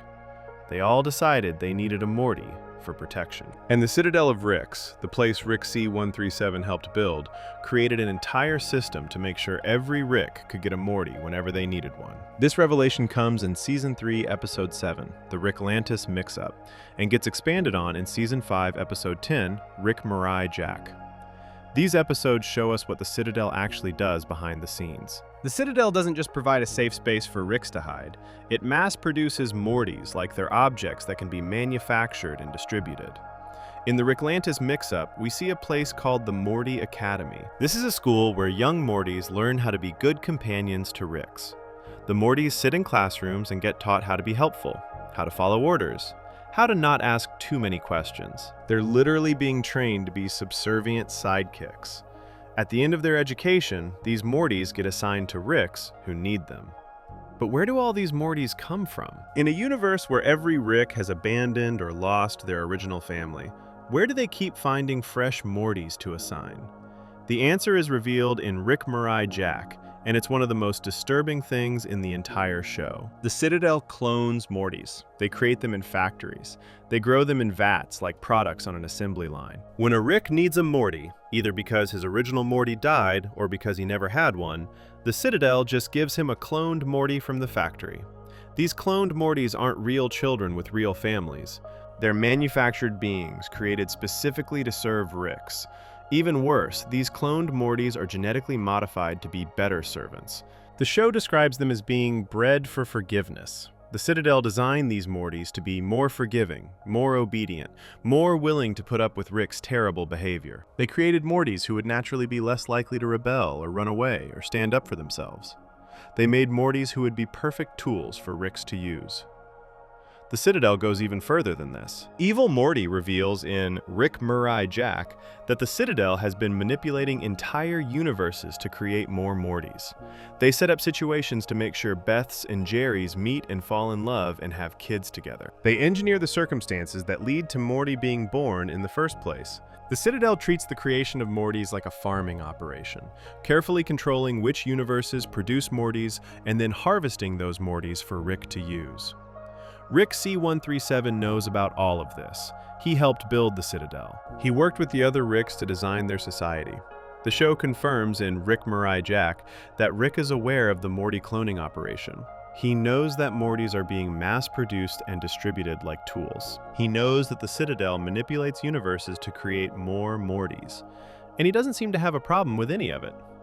This reveals something really dark about Rick's character. He's willing to accept a system where children are cloned and genetically modified to be obedient servants.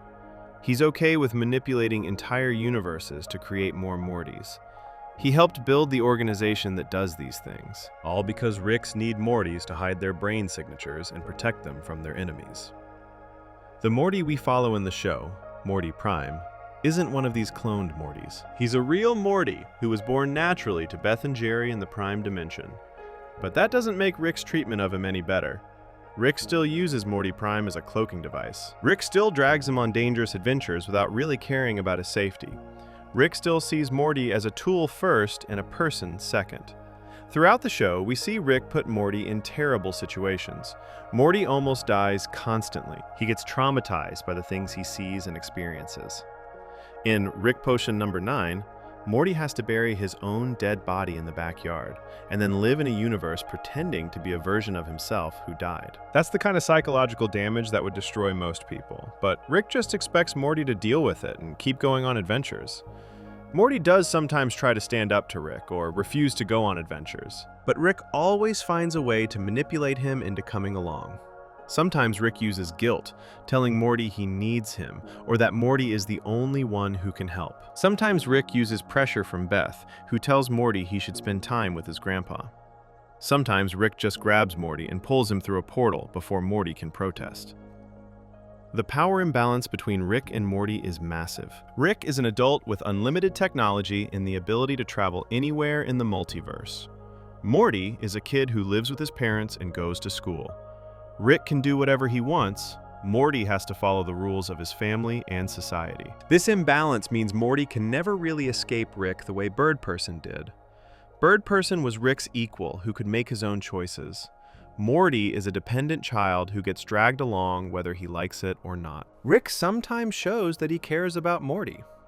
There are moments where Rick saves Morty's life or makes sacrifices for him. In Season 2, Episode 1, A Wrinkle in Time, Rick almost sacrifices himself to save Morty, though he ends up saving both of them when he realizes it's possible. These moments suggest that Rick has developed genuine feelings for Morty, despite originally seeing him as just a tool. But caring about Morty doesn't change the fundamental nature of their relationship. Rick started using Morty as a human shield. Rick continues to use Morty as a cloaking device. Rick knows that Morty's brain cancels out his brain, and that's the core reason why Morty has to come on adventures. The relationship might have grown into something more over time, but it's still built on Rick using a child for protection from his enemies. This is what Rick does. He finds people who can't say no to him and uses them for his own purposes. He used Beth's feelings for him to stay in her house while waiting for Rick Prime. He uses Morty's brainwaves to hide from his enemies. He helped create a system where Mortys are cloned and distributed to Ricks who need them. Every relationship Rick has involves some level of manipulation and control, because Rick can't handle relationships where the other person has equal power. The tragedy is that Morty actually loves Rick despite everything. Morty looks up to his grandpa. He wants Rick's approval. He tries to be a good companion even when Rick treats him badly. And Rick takes advantage of those feelings to keep Morty coming on adventures, to keep Morty serving as his human shield, to keep Morty trapped in a relationship that Morty didn't choose and can't escape. Before we move on, make sure to subscribe if you're enjoying this breakdown. But all this manipulation and using people and hiding from enemies was really just Rick avoiding the real problem at the center of his life. Because after decades of searching, after building the Citadel and the central finite curve, after abandoning families and pushing away friends and using his grandson as a tool, Rick finally found what he'd been looking for all along. He finally tracked down Rick Prime. And when that confrontation finally happened, when Rick got the revenge he'd been hunting for his entire adult life, the hollowness of his victory would reveal just how much of himself Rick had destroyed in pursuit of something that could never fix. What was broken inside him. Section 10. The Revenge That Fixed Nothing. For decades, Rick C-137 had been hunting one person. Every terrible thing Rick did, every compromise he made, every relationship he destroyed could be traced back to this single goal: find Rick Prime and kill him. Rick Prime was the Rick who murdered Diane and Beth. He was the Rick who started all of this pain. And for most of the show's run, Rick Prime stayed hidden, always one step ahead, impossible to catch. Then, in Season 6, Rick finally got a lead. In the Season 6 finale, Rick Murray Jack, Rick discovers that he's been tracking Rick Prime's location throughout the entire season without anyone knowing. Rick has been secretly working on finding Rick Prime while pretending to just go on normal adventures with Morty. By the end of Season 6, Rick knows he's getting close. Season 7, Episode 5, Unmortrican, is when everything finally comes together. The episode opens with what looks like a normal Rick and Morty adventure. They're tracking down decoys of Rick Prime, fake versions that Rick Prime left scattered across the multiverse to throw off anyone trying to find him. Rick and Morty teleport these decoys to one location, thinking maybe one of them is the real Rick Prime. Then evil Morty shows up. We haven't seen evil Morty since he escaped through the central finite curve at the end of Season 5. He's been living peacefully in a universe beyond the wall, in a part of infinity where Rick doesn't matter. But Rick's search for Rick Prime has been causing problems even in that part of the multiverse. Rick has been tearing through dimensions so aggressively that the effects are reaching evil Morty's hideout. So evil Morty decides to help Rick find Rick Prime. Not because he cares about Rick, but because he wants Rick to finish this quest and stop messing up the multiverse. Evil Morty suggests a way to trap Rick Prime for real. They modify their scanning technology to create something that will catch one actual Rick Prime instead of just more decoys. It works, but it turns out to be a trap. The captured Rick Prime is actually a portal fluid bomb. When Morty gets impatient and kills what he thinks is Rick Prime, the bomb activates and sends Rick, Morty, and Evil Morty to a prison dimension. This prison was designed by Rick Prime specifically for Ricks who were trying to hunt him down. Inside the prison, there are dozens of other Ricks who all tried to find Rick Prime and got caught in the same trap. Rick Prime appears on a screen and talks to all the trapped Ricks. He tells them that whoever wins a fight to the death among all the Ricks in the prison will get their Diane back. He shows them an image of Diane to make them desperate. The Ricks immediately start killing each other. They're all so desperate to get their lost wives back that they don't stop to think about whether Rick Prime is telling the truth. Rick C-137 tries to warn them it's a lie, but they don't listen. Ricks attack each other with whatever weapons they can find. The prison turns into a bloodbath. Rick C-137 and Evil Morty end up working together to survive. They fight their way through the other Ricks until they're the last ones standing. Then Rick Prime's promise is revealed to be exactly what Rick said it was, a complete lie. Instead of giving them Diane, Rick Prime drops a bomb into the prison. The bomb has Diane's face on it and speaks with her voice, which is incredibly cruel. It's Rick Prime's way of mocking all these Ricks who lost their wives and spent years trying to get revenge. Rick and Evil Morty destroy the bomb before it can kill them. Then they work together, combining their knowledge and technology to escape from the prison. They use the remaining portal fluid from the trap to track Rick Prime's actual location. After all these years, after all this searching, Rick finally has real coordinates for where Rick Prime actually is. Rick prepares to go face Rick Prime alone. Evil Morty warns Morty Prime that letting Rick kill Rick Prime won't end well. Evil Morty has seen this pattern before. He knows that Rick has built his entire identity around this revenge quest. He knows that getting revenge won't actually fix Rick's problems or make him happy. But Morty Prime decides to follow Rick anyway, and Evil Morty comes along because the Omega device that Rick Prime has rebuilt threatens everyone, even Evil Morty. The Omega device is the weapon that Rick Prime used to erase Diane from every universe in existence. It's a machine that can kill someone across all of reality at once. If you use the Omega device on someone, every version of them in every universe dies instantly. Rick Prime rebuilt this weapon and has it ready in his base, which means he could use it on anyone at any time. Rick arrives at Rick Prime's base and fights through all the security. He makes it to the main chamber where the Omega device is located. Rick Prime is waiting for him. When they finally see each other face to face, Rick Prime seems almost happy. He calls Rick Dead Wife Rick and mocks him for still being hung up on Diane after all these years. Rick Prime admits he uses Diane's voice for his spaceship's computer system, pointing out that Rick can't let go of his dead wife. Rick Prime threatens to use the Omega device on Rick's family. He's talking about Beth, Jerry, Summer, and Morty, even though they're not technically Rick's real family. Rick Prime says he'll kill them across all realities just to hurt Rick. Then Rick Prime decides he'd rather kill Rick the old-fashioned way instead of using the device. Before the fight starts, Rick Prime kills someone called Slow Mobius, who is Rick's uncle. He does this just to show Rick that he can, just to prove that he's willing to hurt Rick in any way possible. The fight that follows is brutal and violent. Rick, Morty, and Evil Morty all fight against Rick Prime together. The battle tears through Rick Prime's base. They use every weapon and gadget they have. Rick Prime creates giant robots that look like Diane to fight them, which is another cruel touch designed to hurt Rick psychologically while also trying to kill him physically. Eventually, Rick and Morty get knocked out from the fighting. Evil Morty is the only one left standing against Rick Prime. In a clever move, Evil Morty swaps clothes with Morty Prime and pretends to be him. Rick Prime thinks he's captured Morty Prime, his original grandson, and prepares for a reunion. But it's actually Evil Morty wearing Morty's clothes. This gives Evil Morty the opening he needs to attack Rick Prime and disable him. Evil Morty leaves Rick Prime helpless on the ground and steps back. He's done what he came to do. He's neutralized the threat. Now it's up to Rick C-137 to decide what happens next. And Rick makes his choice. He chooses revenge. Rick C-137 beats Rick Prime to death with his bare hands.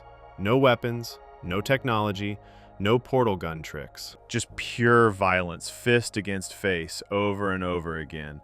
Rick Prime taunts him the whole time, calling him pathetic for caring so much about Diane, mocking him for building his whole life around revenge.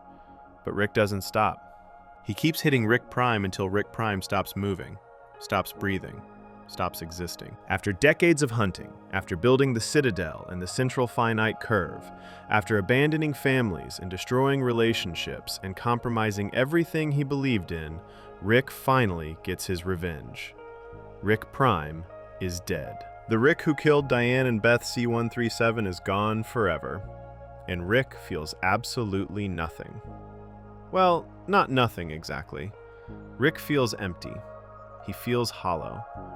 He spent his entire adult life working toward this moment, and now that it's here, it doesn't fix anything. Diane is still dead. Beth C-137 is still dead. Rick Prime erased Diane from every universe, so killing Rick Prime doesn't bring her back. The revenge Rick wanted so badly, the goal that drove every terrible decision he made for decades, turns out to be completely meaningless. Morty doesn't understand this at first. When they get back home, Morty is celebrating. He's excited that they finally beat the bad guy. He thinks this is a good thing, a victory, the end of a long story. He expects Rick to be happy, or at least satisfied. But Rick isn't either of those things. The episode ends by showing us Rick going through his daily routine with what the show calls a 1,000-yard stare. This is a term used to describe the blank, empty look that soldiers sometimes get after experiencing trauma in war. It's the look of someone who has seen too much and feels too little. Rick has this look on his face as he eats breakfast, works in his garage, and interacts with his family. Life goes on around Rick. Beth and Jerry and Summer and Morty keep living their normal lives. They have their usual problems and conversations. The family keeps functioning like always. But Rick is somewhere else mentally. He's going through the motions of being alive without actually being present or engaged with anything. This is the same look that Morty had back in Season 1 after burying his own dead body. In Rick Potion number 9, when Morty had to dig a grave for the version of himself who died, when Morty had to take that dead Morty's place and pretend everything was normal, Morty got this same empty stare. He went through his daily life like a robot, doing all the normal things without feeling anything. Now Rick has that same emptiness, and it's because Rick finally got what he thought he wanted and discovered it didn't matter. The post-credit scene of the episode drives this point home even harder. We see Slow Mobius's widow dealing with her husband's death. She's devastated and angry. She starts hunting for the person who killed her husband, just like Rick hunted for the person who killed Diane. But then something different happens. This widow meets another person who also lost their spouse. They connect over their shared grief. They start a relationship. They raise their children together. They move on from their dead spouses while still keeping their memories alive. The show is making a very clear point here. This widow did what Rick couldn't do. She experienced the same kind of loss, felt the same kind of pain, and chose to heal instead of choosing revenge. She found a way to build a new life while honoring her old one. She moved forward instead of spending decades stuck in the past. Rick never did this. He never tried to move on or heal or build something new from his grief. He immediately turned his pain into rage, and his rage into a decades-long murder quest. He never gave himself permission to grieve properly or find meaning beyond revenge. And now that the revenge is complete, now that Rick Prime is dead, Rick has nothing left. His entire purpose is gone. His identity was built around hunting Rick Prime, and now there's nothing to hunt. Rick is living with a family that isn't his family. He got revenge on someone whose death doesn't bring back what he lost. He built terrible things and hurt countless people and destroyed his own capacity for healthy relationships, all in pursuit of a goal that turned out to be empty. This is Rick's tragedy at its most clear. The thing he wanted most didn't fix anything. The revenge he spent his whole life chasing was meaningless. And now he's stuck in a life he built on lies and violence, surrounded by people he cares about but can't be honest with, feeling nothing. Before we move on, make sure to subscribe if you're enjoying this breakdown. But the emptiness Rick feels after killing Rick Prime isn't even the final layer of his tragedy, because Rick's problems didn't start with Rick Prime, and they didn't end with Rick Prime's death. The deepest source of Rick's suffering has always been something he carries inside himself, something that no amount of revenge or intelligence or portal technology can fix. Section 11. Erased from infinity itself. When Rick Prime murdered Diane and Beth C-137 with that bomb in Rick's garage, he destroyed Rick's family in one universe. That alone would have been terrible enough. But Rick Prime didn't stop there. At some point after Rick started hunting him, after Rick began his decades-long revenge quest, Rick Prime decided that killing Diane once wasn't enough punishment for Rick's persistence. So Rick Prime did something that, even by the standards of the Rick and Morty multiverse, is almost incomprehensibly cruel. Rick Prime erased Diane Sanchez from every single universe in existence. This revelation comes during Rick and Rick Prime's final battle in Unmortrican. As they fight, Rick Prime uses giant robots that have Diane's face to attack Rick. These robots aren't just random weapons, they're a message. They're Rick Prime, reminding Rick of what he took away. Because Rick Prime didn't just murder one Diane, he systematically went through the infinite multiverse and eliminated every version of Diane Sanchez from every reality where she existed. Think about what this means in the context of how Rick and Morty's multiverse works. The whole premise of the show is that there are infinite versions of everything. Infinite Ricks, infinite Mortys, infinite Earths, infinite versions of every person who has ever lived.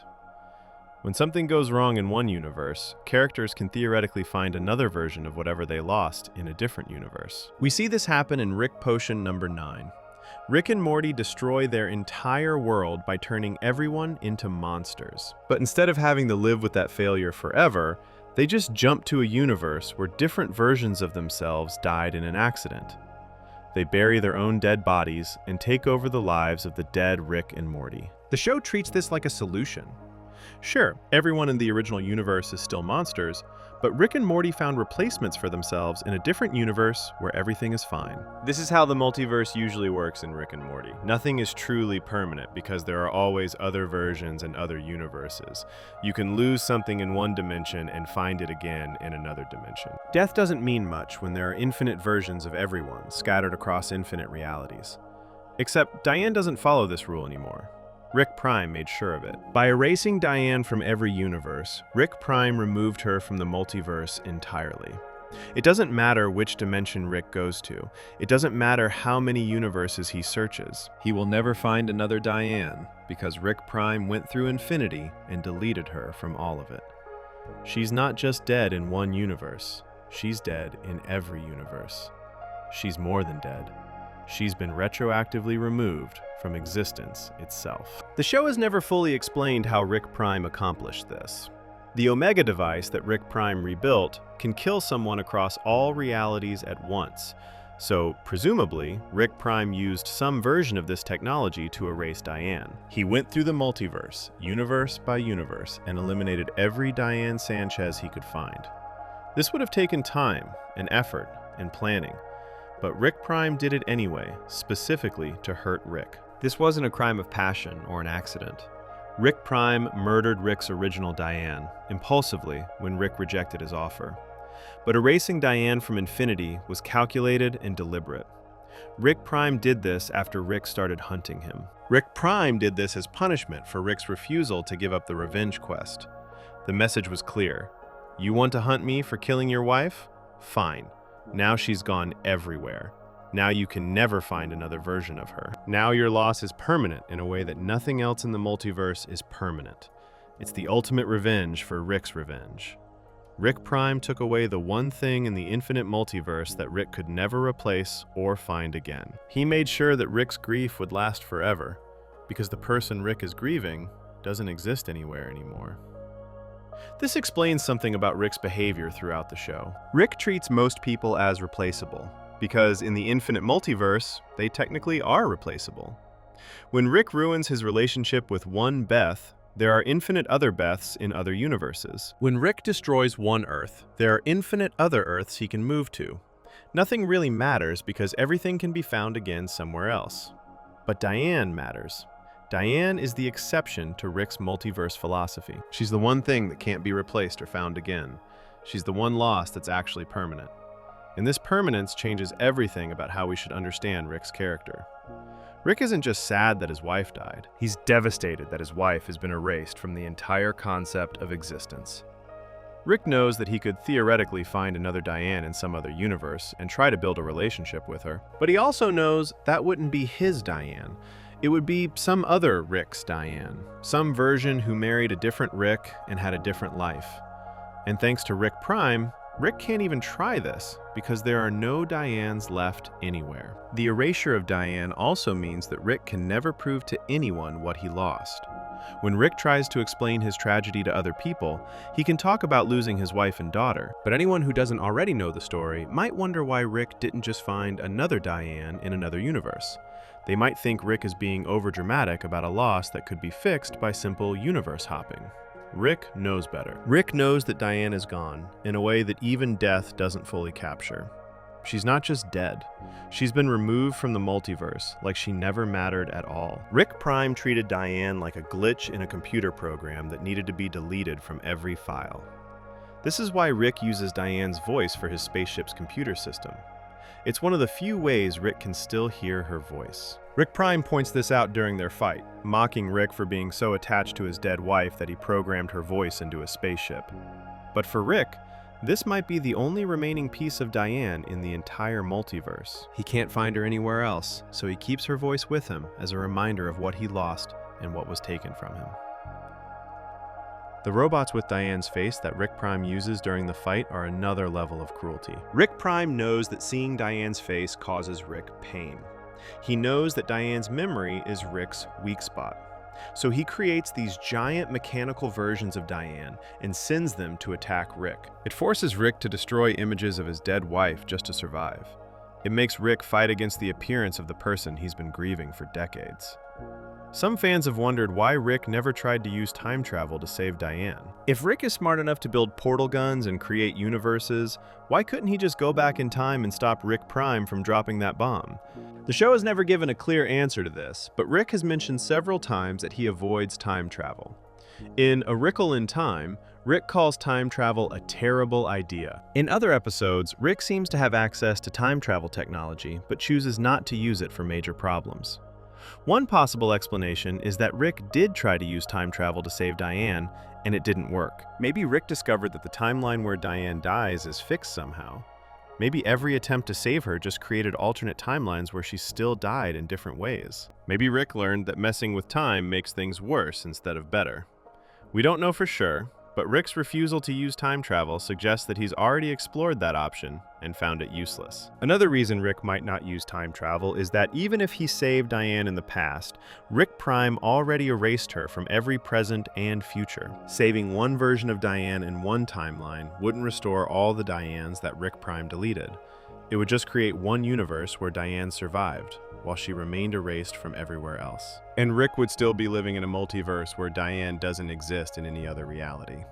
The erasure of Diane represents something important about Rick's entire tragedy. Rick is the smartest person in the universe.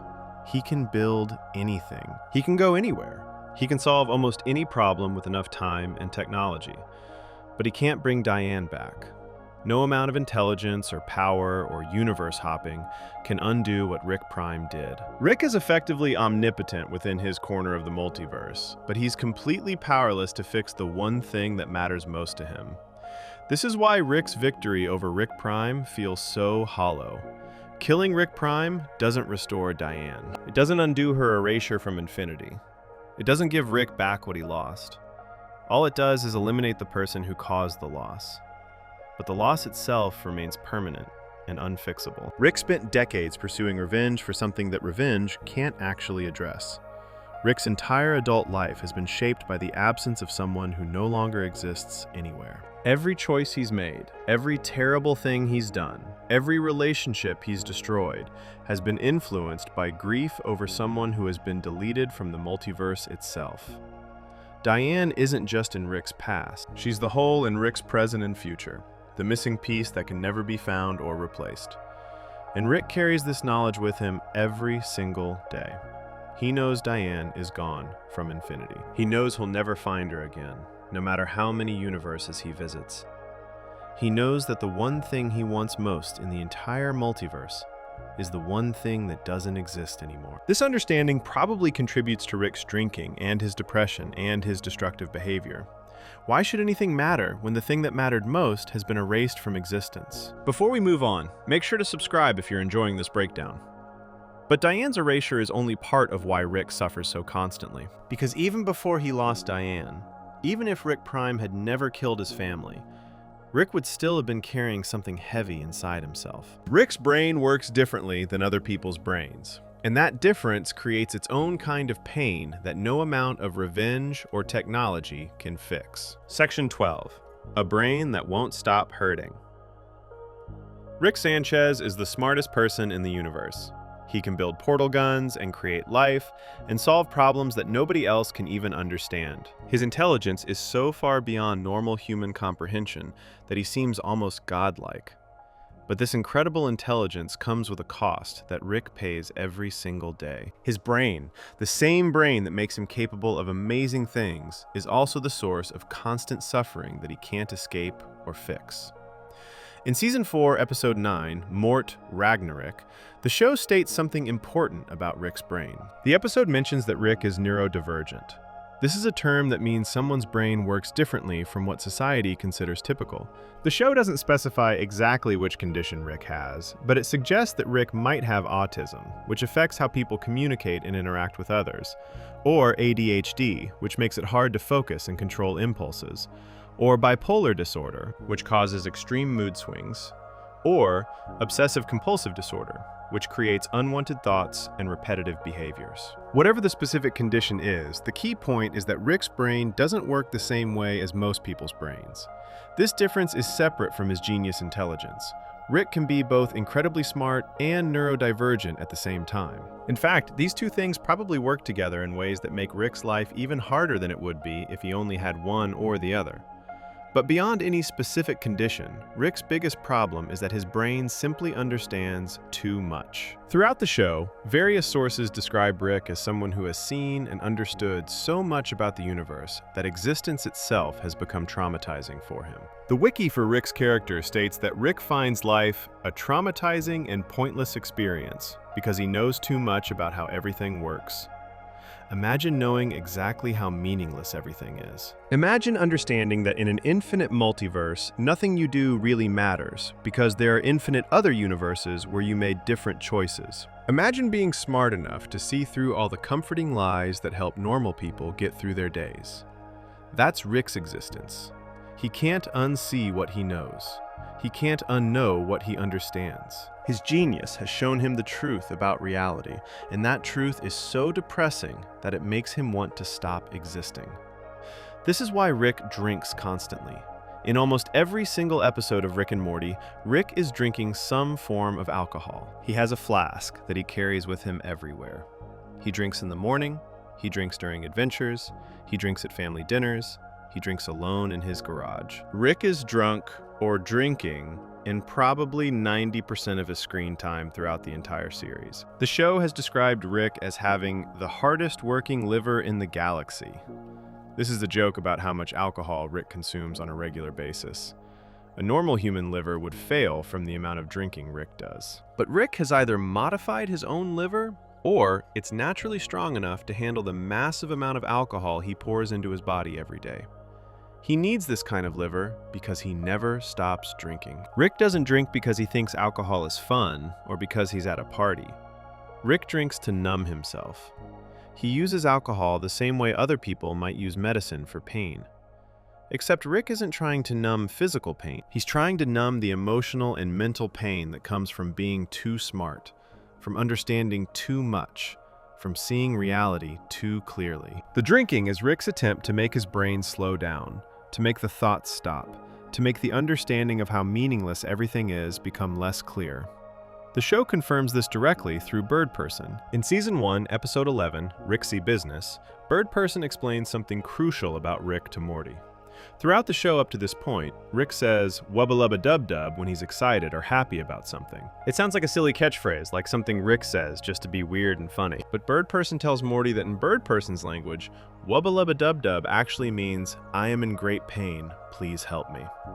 This revelation recontextualizes every time Rick has said his catchphrase. Every moment where Rick seemed happy and excited while shouting wubba-lubba-dub-dub was actually Rick crying out for help. He was telling everyone around him that he was suffering, that he needed assistance, that he was in terrible pain. But he said it in a language that nobody except Birdperson could understand. So everyone else just thought it was Rick being his usual weird self. This is exactly how Rick operates. He hides his real feelings behind jokes and drinking and acting like nothing matters. He pretends he doesn't care about anything or anyone. He acts like he's above emotion and suffering. But underneath all of that pretending, Rick is in constant pain. He's hurting all the time. And the closest he can come to admitting this is saying it in an alien language that almost nobody can translate. Birdperson, as Rick's best friend, learned what wubba-lubba-dub-dub meant. This shows that Rick did open up to Birdperson at some point and let him know about the pain. But Rick couldn't just say it in English where everyone could understand. He had to use code. Had to hide his suffering behind words that sounded silly and meaningless. Even when Rick is asking for help, he can't do it directly. He has to disguise it as something else. The combination of Rick's genius intelligence and his neurodivergent brain and his decades of trauma creates a situation where Rick is basically always suffering. His brain won't let him rest or find peace. He understands that nothing matters in the infinite multiverse. He knows that everyone he loves could be replaced with alternate versions from other dimensions. He sees through all the structures and meanings that make life bearable for regular people, and he carries the weight of losing Diane and Beth, of his failed revenge quest, of all the terrible things he's done. Rick describes life itself as traumatizing. Not just sad or difficult, but actually traumatizing. The act of existing and understanding existence causes Rick psychological trauma on an ongoing basis. He's not just depressed about specific events in his past, he's traumatized by the nature of reality itself. His brain shows him truths about the universe that hurt him to know. This explains Rick's suicide attempt in autoerotic assimilation. When unity left him, when Rick lost the one relationship where he felt truly accepted, that loss, combined with all his other pain, became too much to handle. Rick built a death ray and prepared to use it on himself. He was ready to end his existence because existence itself had become unbearable. Only passing out drunk saved him from actually dying that night. The suicide attempt wasn't a momentary impulse or a cry for attention. It was Rick making a calculated decision that death would be better than continuing to exist with the pain he carries. The fact that Rick built a machine to kill himself, rather than just using a gun or pills, shows how Rick's mind works. Even when trying to die, Rick approaches it like a science problem to solve. He created the most efficient death ray possible, and then turned it on himself. Rick survived that night by accident, but the pain that drove him to attempt suicide didn't go away. It's still there. Rick still drinks constantly. Rick still acts like nothing matters. Rick still hides his suffering behind jokes and cynicism. The only thing that changed is that Rick is still alive to continue suffering. Throughout the show, we see Rick engage in incredibly self-destructive behavior, beyond just drinking. He picks fights with powerful enemies, he puts himself in dangerous situations, he takes unnecessary risks. Some of this is Rick being reckless and believing he's smart enough to get out of any situation. But some of it might be Rick's subconscious desire to not be alive anymore, expressed through behaviors that might get him killed without him having to actively kill himself. Rick also uses drugs besides alcohol. In several episodes, we see Rick taking various alien drugs or substances.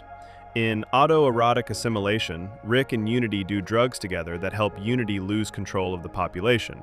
Rick seems to have extensive experience with various substances, all of which serve the same purpose as his drinking: numbing the pain and making reality less clear. The tragedy of Rick's situation is that his intelligence, the thing that makes him special and powerful, is also the source of much of his suffering. If Rick were less intelligent, he might not understand how meaningless everything is. He might be able to find comfort in normal beliefs and structures.